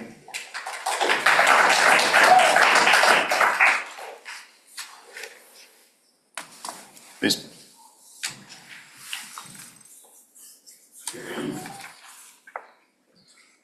Hello, everyone. My name is Michael Keating. I live at 4995 West 194th. My issue is with the watershed. Now, basically tonight, I'm asking if the developer and his team is saying that no matter how much water is going to come off this development, it's not going to push this 100-year floodplain past its limits. Because right now, it is taking on more and more each year. Now, I know that he said they're putting all of this infrastructure in, which is just going to cause it to jet faster towards all the properties. I mean, you're just putting tunnels in, it's going to cause the water to go faster and just a little more violent, causing more soil erosion, everything else. It's also going to back up Camp Branch a little faster. The main channel is going to have to clear before the secondary line can let up. So that's just going to cause it to back up through the neighborhood. This goes, and the watershed goes both ways, which also ends up at the top, and it goes straight into the property. The lake at the back, and there are 12 acres that goes through the watershed, the 100-year floodplain, goes beyond that and goes back into not only my property, Mr. Webb's property, and multiple others. Is there any way we could play the video that I sent? By chance? I was gonna say, we've seen it. Oh, yeah? Okay. So, I mean, you can see what my concern is. And there is, I mean, if it goes beyond its limits, there is going to be habitats in the way. So, people residing in the way. Thank you. Thank you. Anyone else like to speak? Share any comments? Please.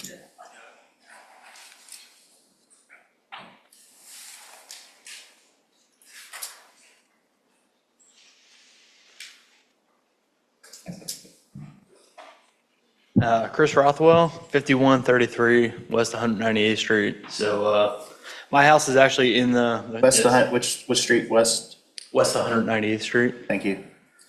So my house is actually in the circle, and the, I guess, east side of my property butts up to the proposed property here. I don't have a problem at all with the actual development and all that stuff. My biggest thing is the connectivity.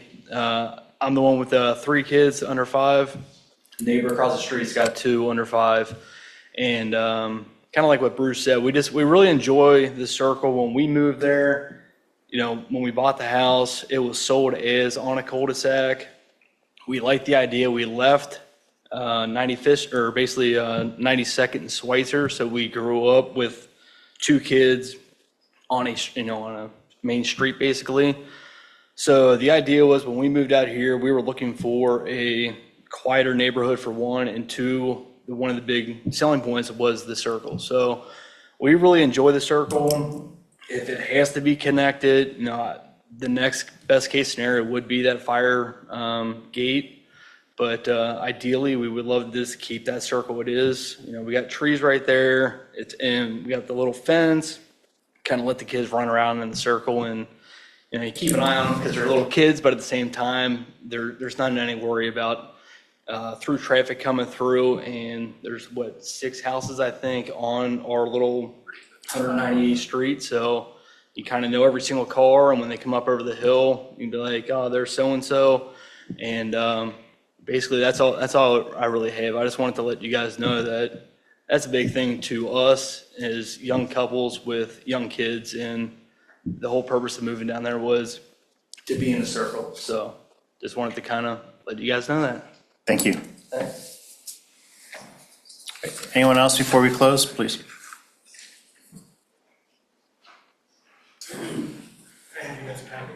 Yeah. I'll just kind of go over what this packet is about. Do you have one for staff behind you? Yes, I do.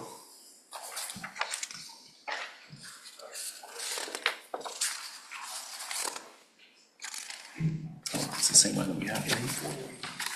My name is Kyler Liker. I live at 5144 West 198th Street. I want to start by stating clearly I'm not opposed to this development. I believe in high-end 27-house project by Bickermer Construction is an excellent fit. It's a superior choice to high-density housing or commercial alternatives. I'm here to only propose a gated emergency access, as you've heard numerous times this evening. My first point involves the original 1979 Sweetbriar plat. It's on page 3 of the packet I handed you. While it shows a temporary turnaround for construction, the plat features a solid property boundary line, excuse me, with no dashed road stubs or future extensions indicated. For 45 years, this has been a permanent dead end.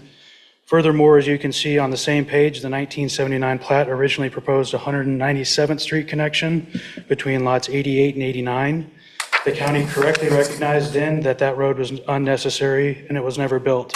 I'm asking the county to follow the same 45-year precedents today for this 198th Street connection. Secondly, the proposed connection fails the fire code. IFC D107.2 requires 2 access points must be separated by half the property's diagonal. On page 1 of the packet, the property's diagonal is approximately 2,874 feet, and the current separation is 1,437 feet. The plan only provides 1,050 feet. Because this plan fails to safely meet the math by nearly 400 feet, the board has authority under IFC 104.8 to approve a modification of the gated fire access.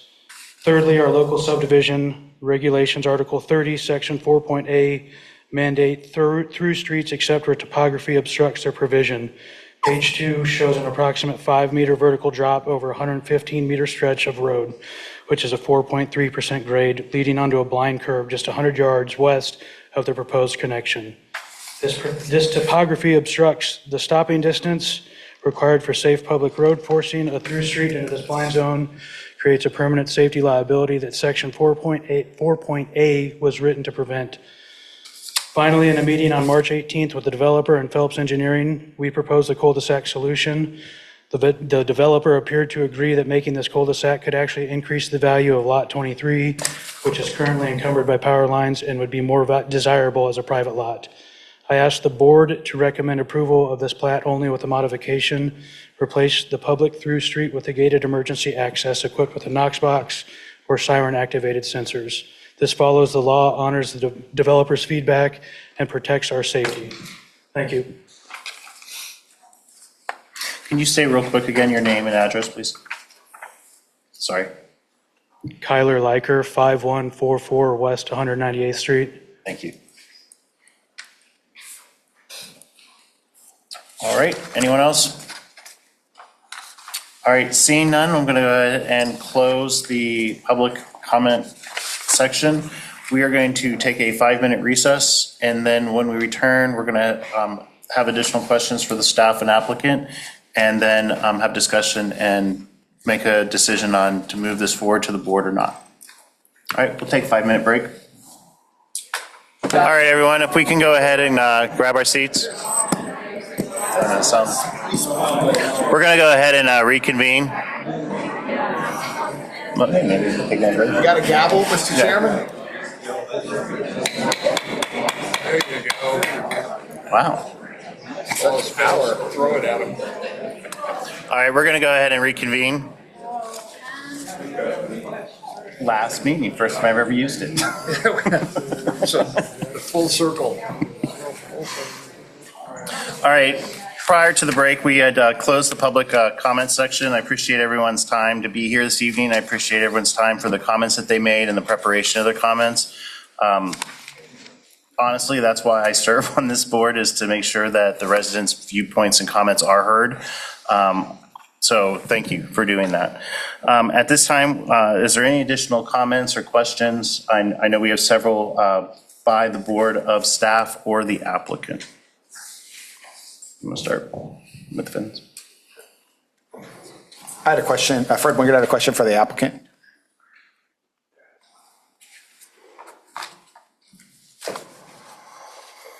Your neighbor, Mr. Phelps, the neighbor to the north brought up a fence that would be define the northern boundary. Would that be something you guys would stipulate to, or pay for your part of the fence, or some sort of barrier fence?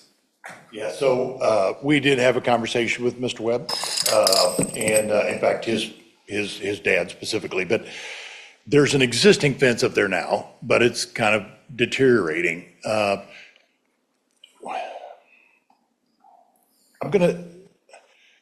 guess if you start stipulating fences between residential neighbors, that just doesn't seem very neighborly. I understand the concern about not wanting traffic to go to the north and wanting kids up on the property and issues with that. But we do have a 30-foot buffer that between the backyards and that north property line that will be left basically natural or unmaintained.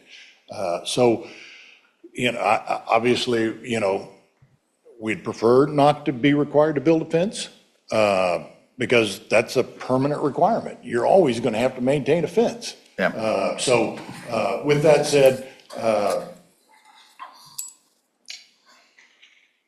we'll do as you all feel is necessary, but I think it's a bad precedent setting, requiring fences between residential properties. Okay, what are your comments on the idea of a fire gate between the two versus a cul-de-sac, given the discussion we've had? You know, I'm not sure. That's probably a better question for the fire department as far as a fire gate. I think if we're not going to connect them, we each have a cul-de-sac on our own property, and we just leave it as cul-de-sac on both properties with no access in between the two. And you just leave it at that, would be, if that's the direction we're going. We just have no connection at all. Thank you. And if we, this is kind of, and this might be more of a staff question, but if we made a recommendation that both should just be two cul-de-sacs and not be connected at this time, that still allows the new subdivision to be in compliance, because I have less than 30 homes on that property or 30 lots on that property, so I'm within standards of fire code for safety. Is that correct? That is correct, Mr. Chairman. Sean Penley, planning staff. I can elaborate on a couple of those questions. That is correct. The second point of access is not required by fire code. As I think Harold did indicate, the number of lots as proposed, it's one point of access is allowed on this proposed plat. The reason why the second access is recommended by staff is the connectivity related to the subdivision regulations. So for fire code, that doesn't apply. They don't need to have a second access. Therefore, there's no fire gate issue. We don't want to confuse that issue. That's only in a situation where you had 30 or more lots and you have to have a second access. Here, you don't have to have it. Where we are recommending the connection is based on the subdivision standards in Article 30 of the zoning and subdivision regulations. I just want to state this so that it's clear why staff is recommending this is not just an arbitrary recommendation. It is in the subdivision standards. For general layout and design criteria for existing and new streets and driveways, it indicates that streets are designed and developed in a manner that they provide appropriate routes for development. They have the connectivity, street systems, lot layouts, and subdivision improvements that reflect good planning principles and construction practices. And there's the, I had this, I think I lost it. Next page. Oh, yeah, sorry. Next page, connectivity and relationship. The location, arrangement, alignment, and character and type of streets serving new subdivisions shall be designed and planned for the extension of existing dead-end streets except where topography, lakes, streams, highways, parkways, arterial streets, et cetera, and man-made features would obstruct the provision of through streets. So here, we don't have that. Clearly, it was platted with right-of-way to the plat boundary. That's why we're recommending the street connectivity. It just improves general layout and connectivity. So it's a subdivision design standard that we're talking about that can be deviated. The board can recommend and the BOCC can approve exceptions to this, but it is a design standard as subdivision. That's why we're recommending it, not for the fire code provision. That's separate. Okay, thank you. Second question, would it be a fair statement to say that with the drainage that you're proposing, with the changes on the north and the south, on the west side of the property, that actually would help potentially the neighboring subdivision with the current water challenges that they're having? I'm not going to say it's going to help. I'm going to say that based on the county's flood study, okay, we are less intense than what could happen on this property. And therefore, the flood study that was done anticipated higher flows. Okay? Does that make sense? Yes. All right. While we have Mr. Phelps up here, any other questions of the applicant? Mr. Chairman, Rod Richardson. Harold, setting aside the fire code issue, it sounds like we could do a double cul-de-sac here, or the cul-de-sac on your side, let's say, and resolve that issue, or we could do a fire gate. The only other one I had experience with was the Willows subdivision over by Johns County Airport, where the same issues came up, and it was agreed that there would be a fire gate over there, and as far as I know, it's worked out well enough. But my question is, on either one of these subdivisions that adjoin each other, if that single street is blocked for some reason, and if a house catches on fire, is it not true that the fire department would probably have difficulty getting to that house to do its work if the street couldn't be accessed? Absolutely. That's why the requirement. Right. Yep. So regardless of the fire code, that is a fact that affects, and everybody in this room on both sides, your people that live in your area in the future or the other area, if there is a tornado comes through or some other natural disaster that blocks that, houses are on fire, if the fire engine, fire equipment can't get there, the best they can do is hope they've got enough hose to use the pumpers on 199th, they get close good. It creates a major problem. So as a board member, I'd only ask everybody on this board before we make any final decision on this to at least consider the fact that even though you don't have to put a fire gate there, it would seem to me that a fire gate makes sense because it provides an added level of safety for both subdivisions, but at the same time would address the concerns of perhaps both subdivisions about through traffic through there. I mean, that's one way to look at this. So I'm just saying I don't think we can necessarily abandon the issue of the fire truck difficulties just because the fire code doesn't technically require it. Although if the fire marshal were here, I'd say, why doesn't it require it? Why are 30 lots okay, but more than that not? Because it's an arbitrary thing to me. But that's my only comment. And unless you have something you want to add to that. Yeah, and I don't know if it's a gate or whether it's a cable or, talking to Tim Tucker, my partner, I think Overland Park has gone to cables in that situation, something that they can just cut if they need to in a hurry, rather than a gate that's siren-based or locked or, so on and so forth. So I don't want to get into a specific design tonight if we're talking that type of system, but again, we're open to the, any ideas. Well, the fire departments were, if there's a gate there, and if it was an automatic opening gate on siren, they can't get through it, they'll just drive right through it. So they'll get through it one way or the other, cut it. But, all right, well, Mr. Chairman, that's all I had. Thanks. I did have a question, staff or applicant, and I lost my question. I did want to ask for additional clarification on the traffic study. Diane, related to the traffic study, there were some concerns addressed on that. I didn't know if you can comment on that or if we had someone that can comment on that. Thank you. In terms of the review from County Public Works, I think maybe Scott Kariogas could respond to that. He's the staff that reviewed that traffic study. Yep, Scott Karyorgis, Public Works. I think there were some questions about 199th Street there. So the traffic study was reviewed and accepted by Public Works staff. They did look at site distance, safety, and capacity or volume with that, met all of the county standards. I'm happy to answer any other questions. Is that traffic study done by the county or is that contracted out? No, it's reviewed by the county. So the developer hires a civil to do the traffic study. Yeah. Thank you for the clarification on that. Second question to staff.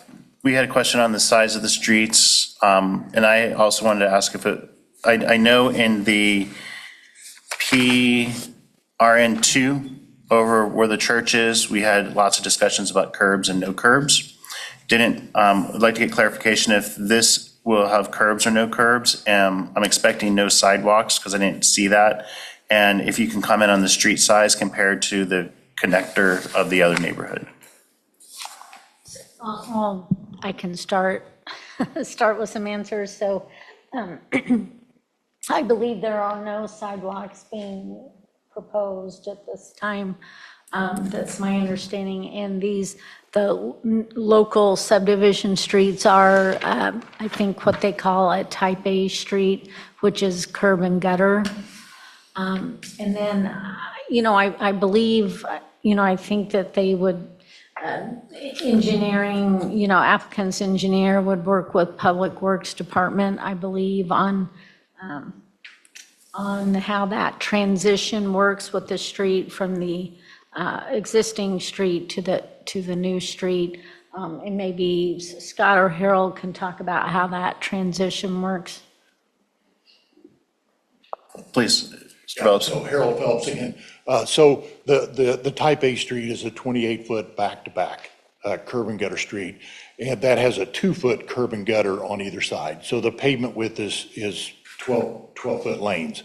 And I don't know specifically what the widths of the lanes are in Sweetbriar, but the ditch section roadways in Johnson County requirement are 24 feet, 12-foot lanes. So it's a ditch section roadway.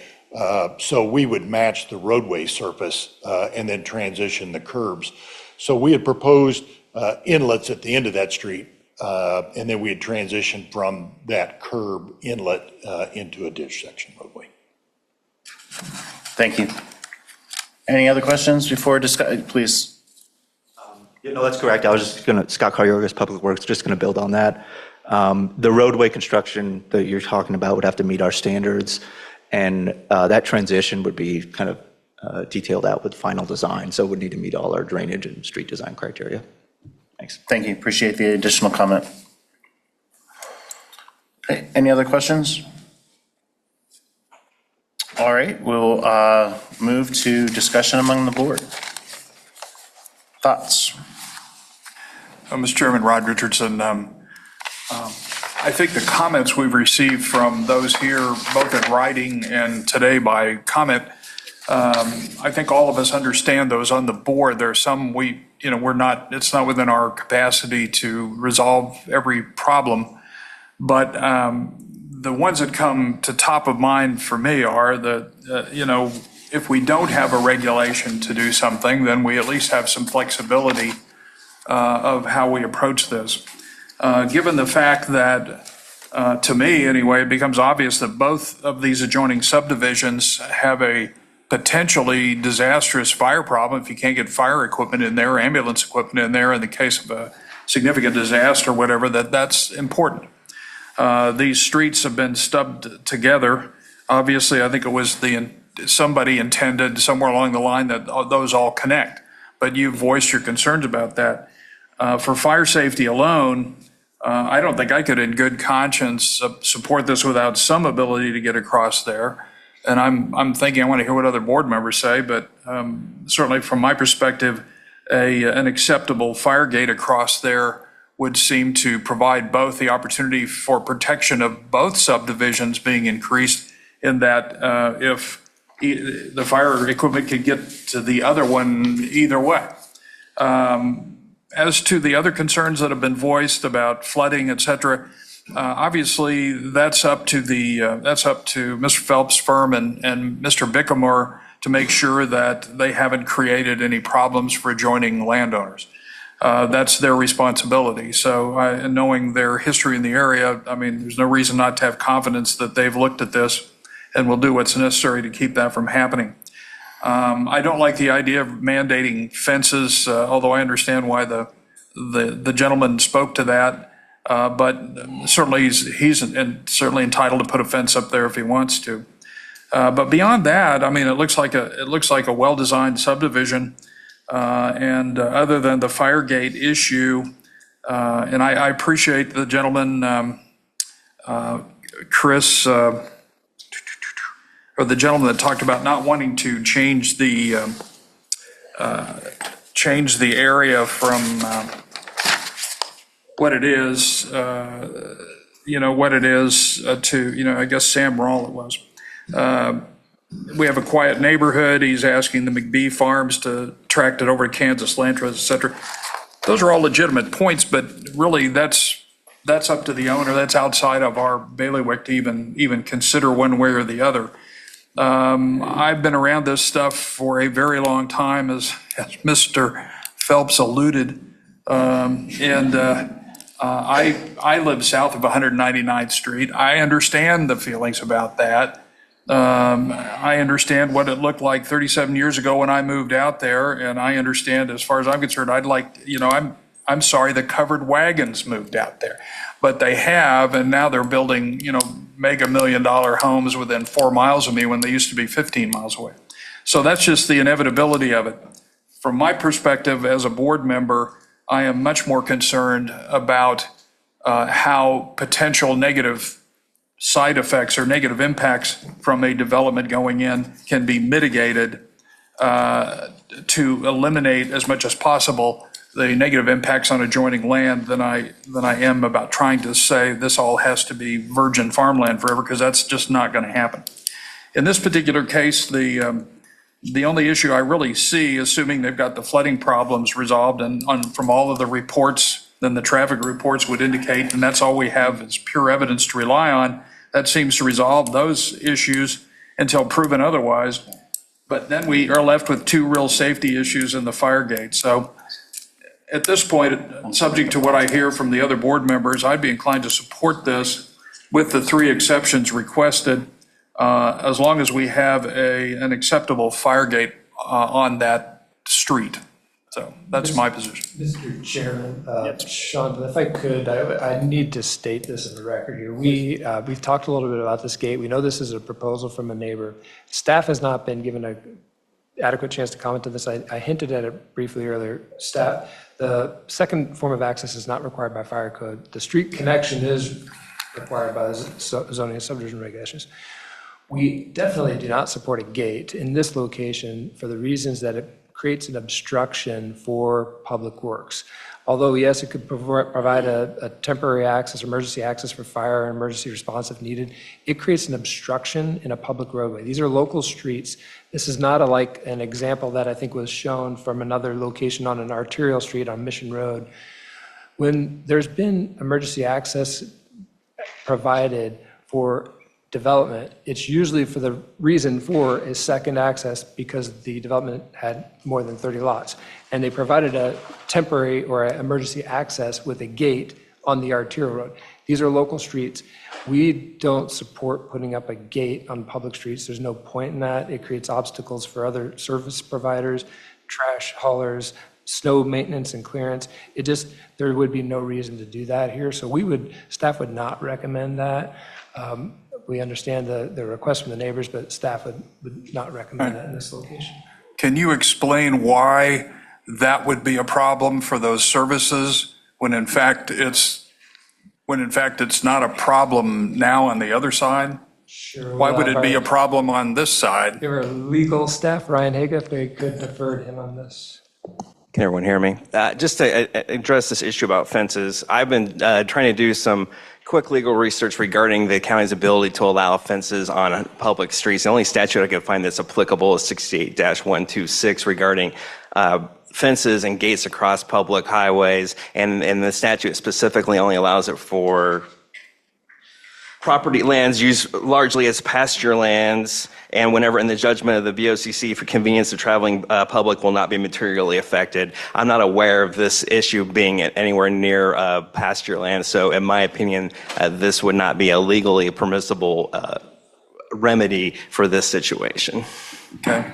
I would observe that at least, and that's just an example that you might want to check, but there is a fire gate, to my knowledge, unless it's been removed, that was approved by the county and or by the city of Olathe anyway, between the Willows subdivision on the east side and the subdivision immediately adjoining them on the east side, because they raise exactly the same questions these people are raising. I don't know, I'm not familiar with that statute, but I do know that that's worked very successfully for a long time to keep the flow that those folks were concerned about flowing east out of the Willows subdivision. And last time I was down there, it was still there.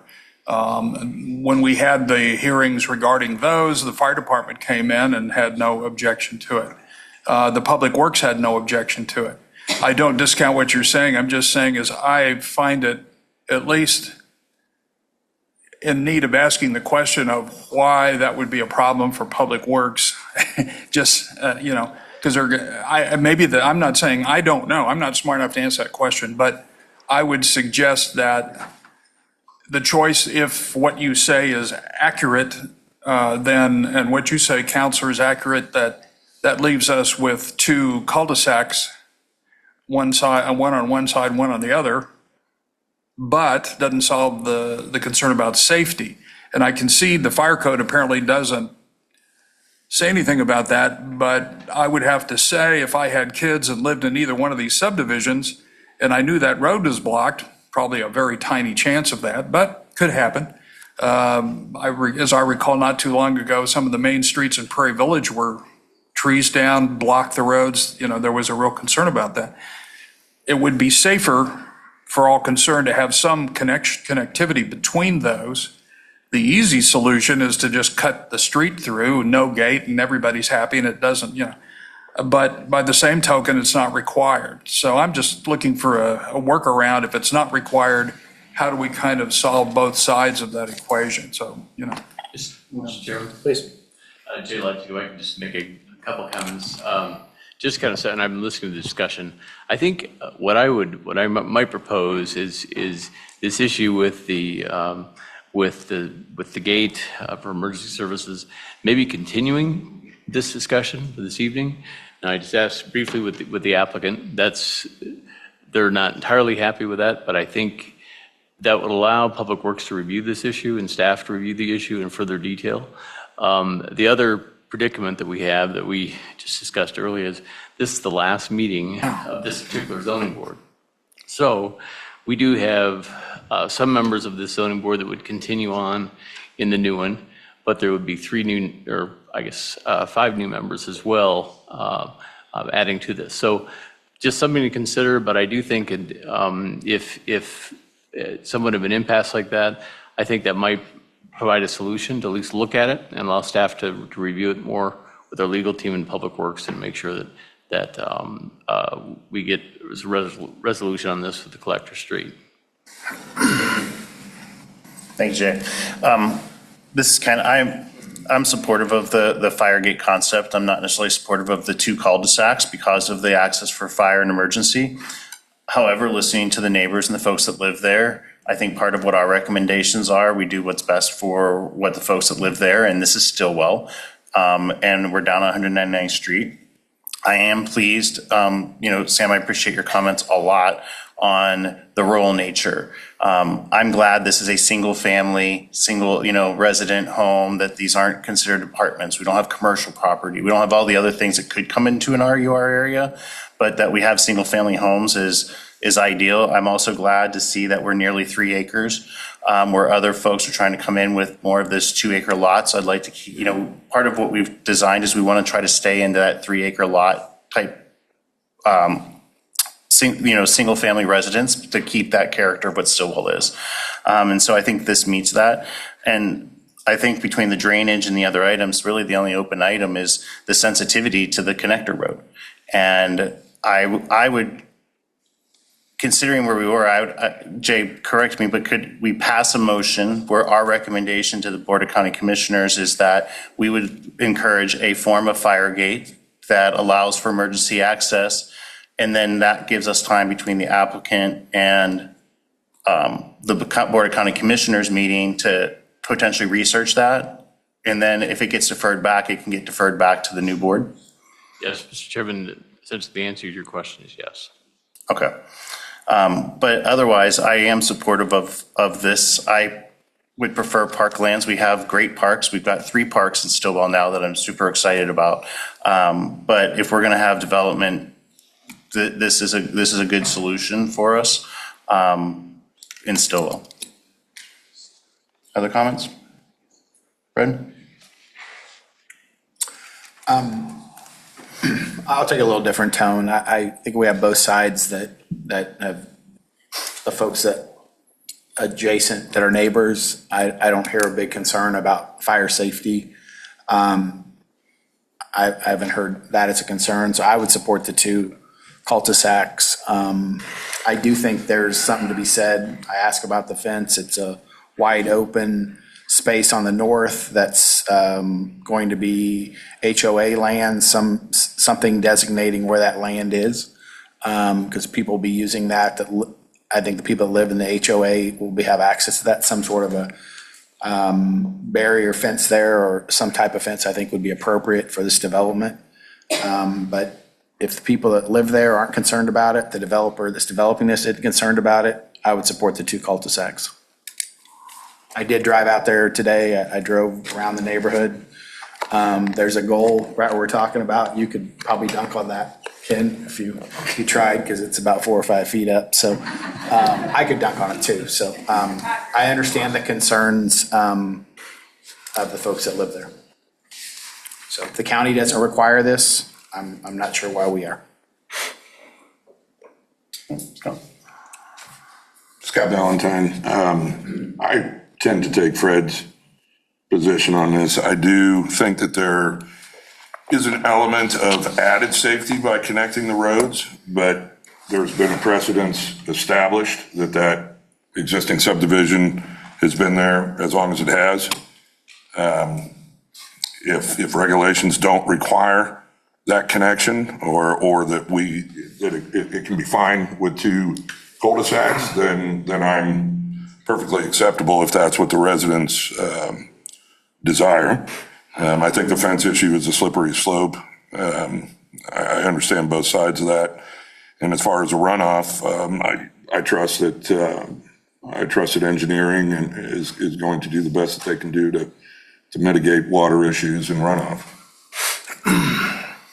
Ken Sanderson, I concur with Fred. I know there's about the 2 cul-de-sac concept. I think the people that were there first, kind of bought their house with that in mind, with their small children, and they don't want that disturbance. And if that cul-de-sac's to turn around a fire truck to get around, I think I'm fine with that.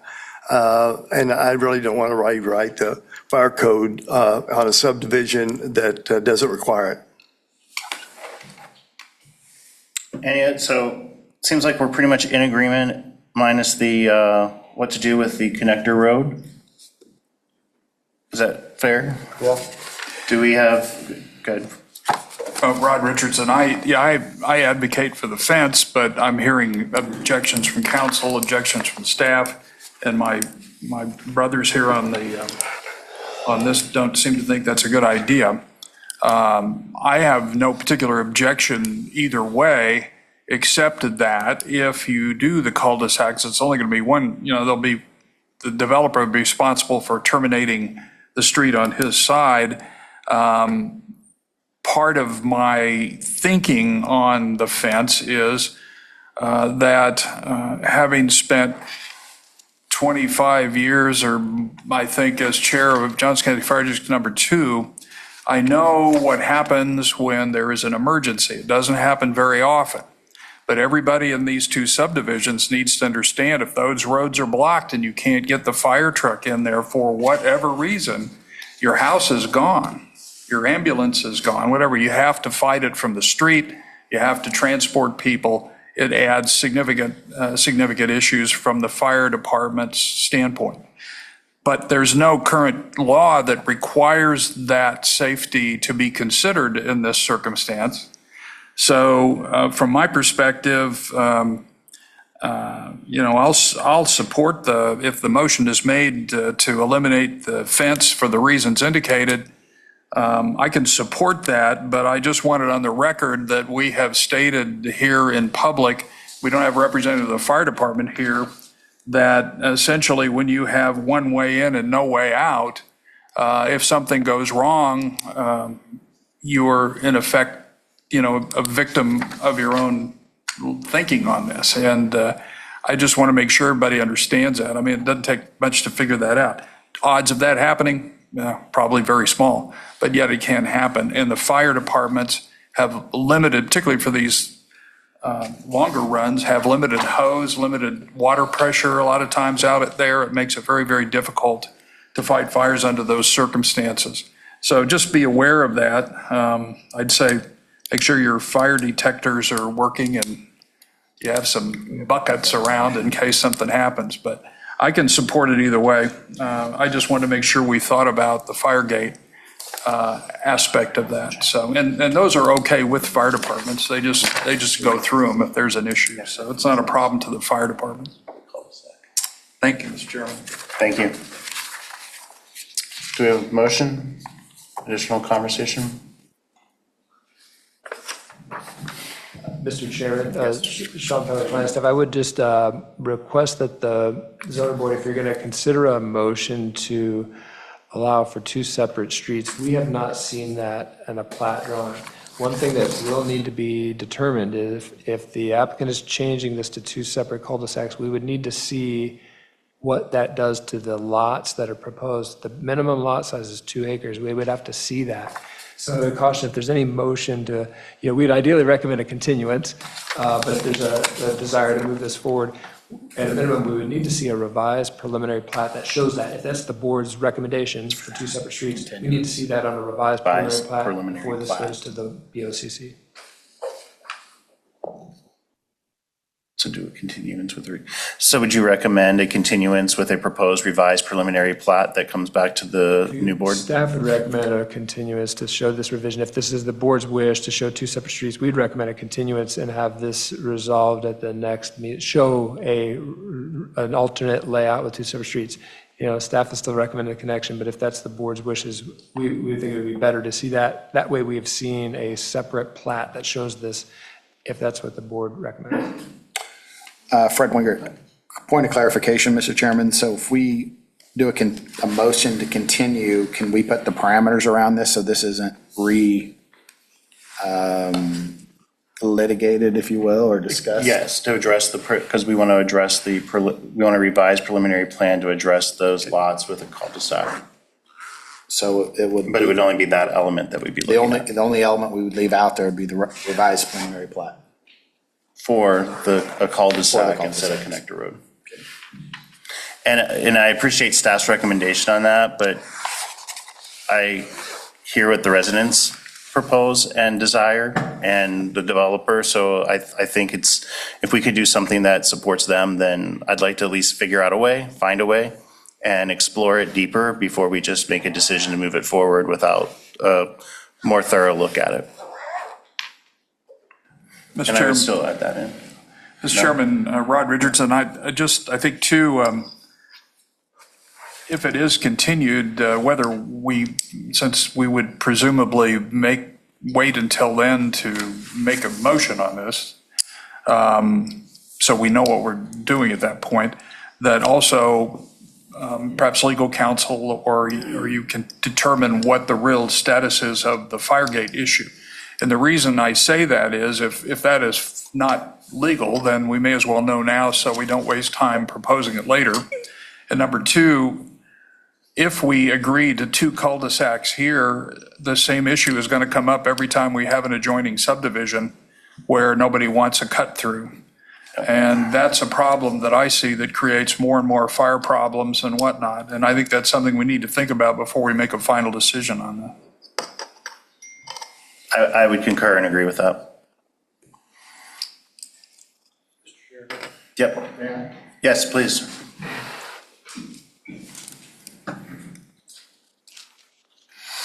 So I guess my concern with that is we end up with a new board. So do we do the public hearing all over again? I guess what I would prefer as the applicant would be to take a stipulation that we have to meet all your criteria for that cul-de-sac, which we have some excess area on some of those lots that we can do that. So we can design a cul-de-sac to make it work. Now, exactly where it is, I can't tell you that. You know, we've got 100-foot separation, but I can tell you generally, if we go back, if I may,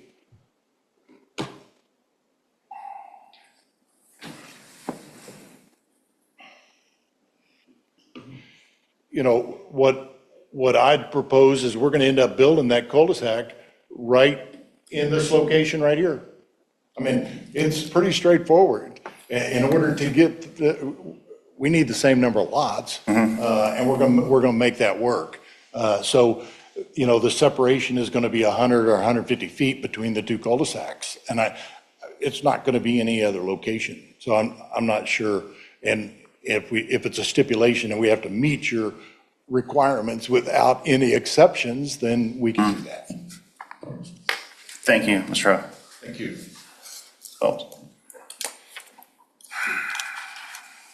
Whenever you're ready. Okay, Mr. Chairman, Fred Wingert, I move the board approve the applications for rezoning RUR to PRN2 zoning district and preliminary plat for 27 lot residential subdivision to be known as Wakefield Park, subject to stipulations recommended by staff for the reasons set forth in the staff report, including the waiver of the minimum infrastructure requirements for the developer to install dry sewers, plat exceptions, and the minimal street spacing requirements. The applicant must meet minimal acreage requirements by submitting a revised preliminary plat. In addition, 5B that was added, this is part right. You want to add, yeah, she's adding the septic tank. The amendment to stipulation 5B, correct? The amendment stipulation 5B, the entire or just the part that's highlighted? The whole 5B? I'll just read it real quick for Okay, you, if thank that's you. okay. So it would be add a plat note to the preliminary and final plat stating that the septic systems, including lateral fields, are not allowed to be located in easements, and the required setbacks for septic systems shall comply with Johns County Environmental Sanitary Code. That's different than the sheet you had, but. What you said is different? Okay. And the only other thing, Mr. Chairman, would be we add that the applicant is putting in a cul-de-sac. Do I have a second? Ken Sanderson, I second it. All right, can we go ahead and do a roll call vote on this, please? Ken Sanderson. Aye. Scott Valentine. Aye. Fred Wingert. Aye. Rod Richardson, Aye. and Ken Klingensmith. Aye. Thank you, motion passes. And just because of the folks that are here, this is a recommendation that goes to the Board of County Commissioners. So the conversation and the discussions will occur with the Board of County Commissioners. We're not an approving body, we're a recommending body. So it is possible that that could be remanded back to us for further discussion. They could approve it or they can change that. So just know that that's a recommendation, not a final. And that will be heard at the Board of County Commissioners meeting. Yes, so this application will go to the Board of County Commissioners on May 14th, 9:30 a.m. Here in the county building in this room, 111 South Cherry. And just for clarification, if we know this, will this be part of the consent agenda or will this be a separate item where folks will be able to comment publicly? This would, because of the issues and the changes, this would not be on the consent agenda. It would be on an action agenda. So yeah, so May 14th. And I may just add, you know, if people want to speak at the Board of County Commissioners, they can do so, but they do have requirements for signing up in advance of the meeting. And so people would want to go on the BOCC website and check out the requirements to speak. Perfect. Thank you for that clarification. Little different than speaking here at the zoning board. Yep, understand. Thank you. Okay, that concludes that application. Looking at our agendas or any other new business before the board?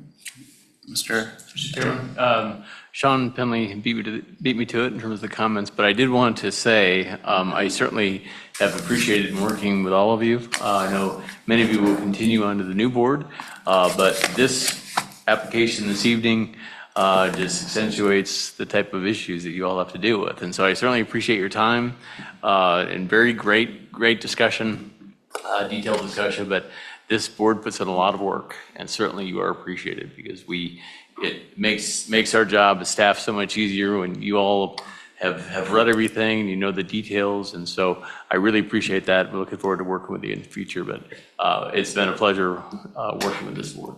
Thank you. Thank you. Likewise with staff. And I do want to thank Commissioner for staying the whole meeting and participating with us. So thanks for being here. Motion to adjourn? Mr. Chairman, so moved. Rod Richardson. Second?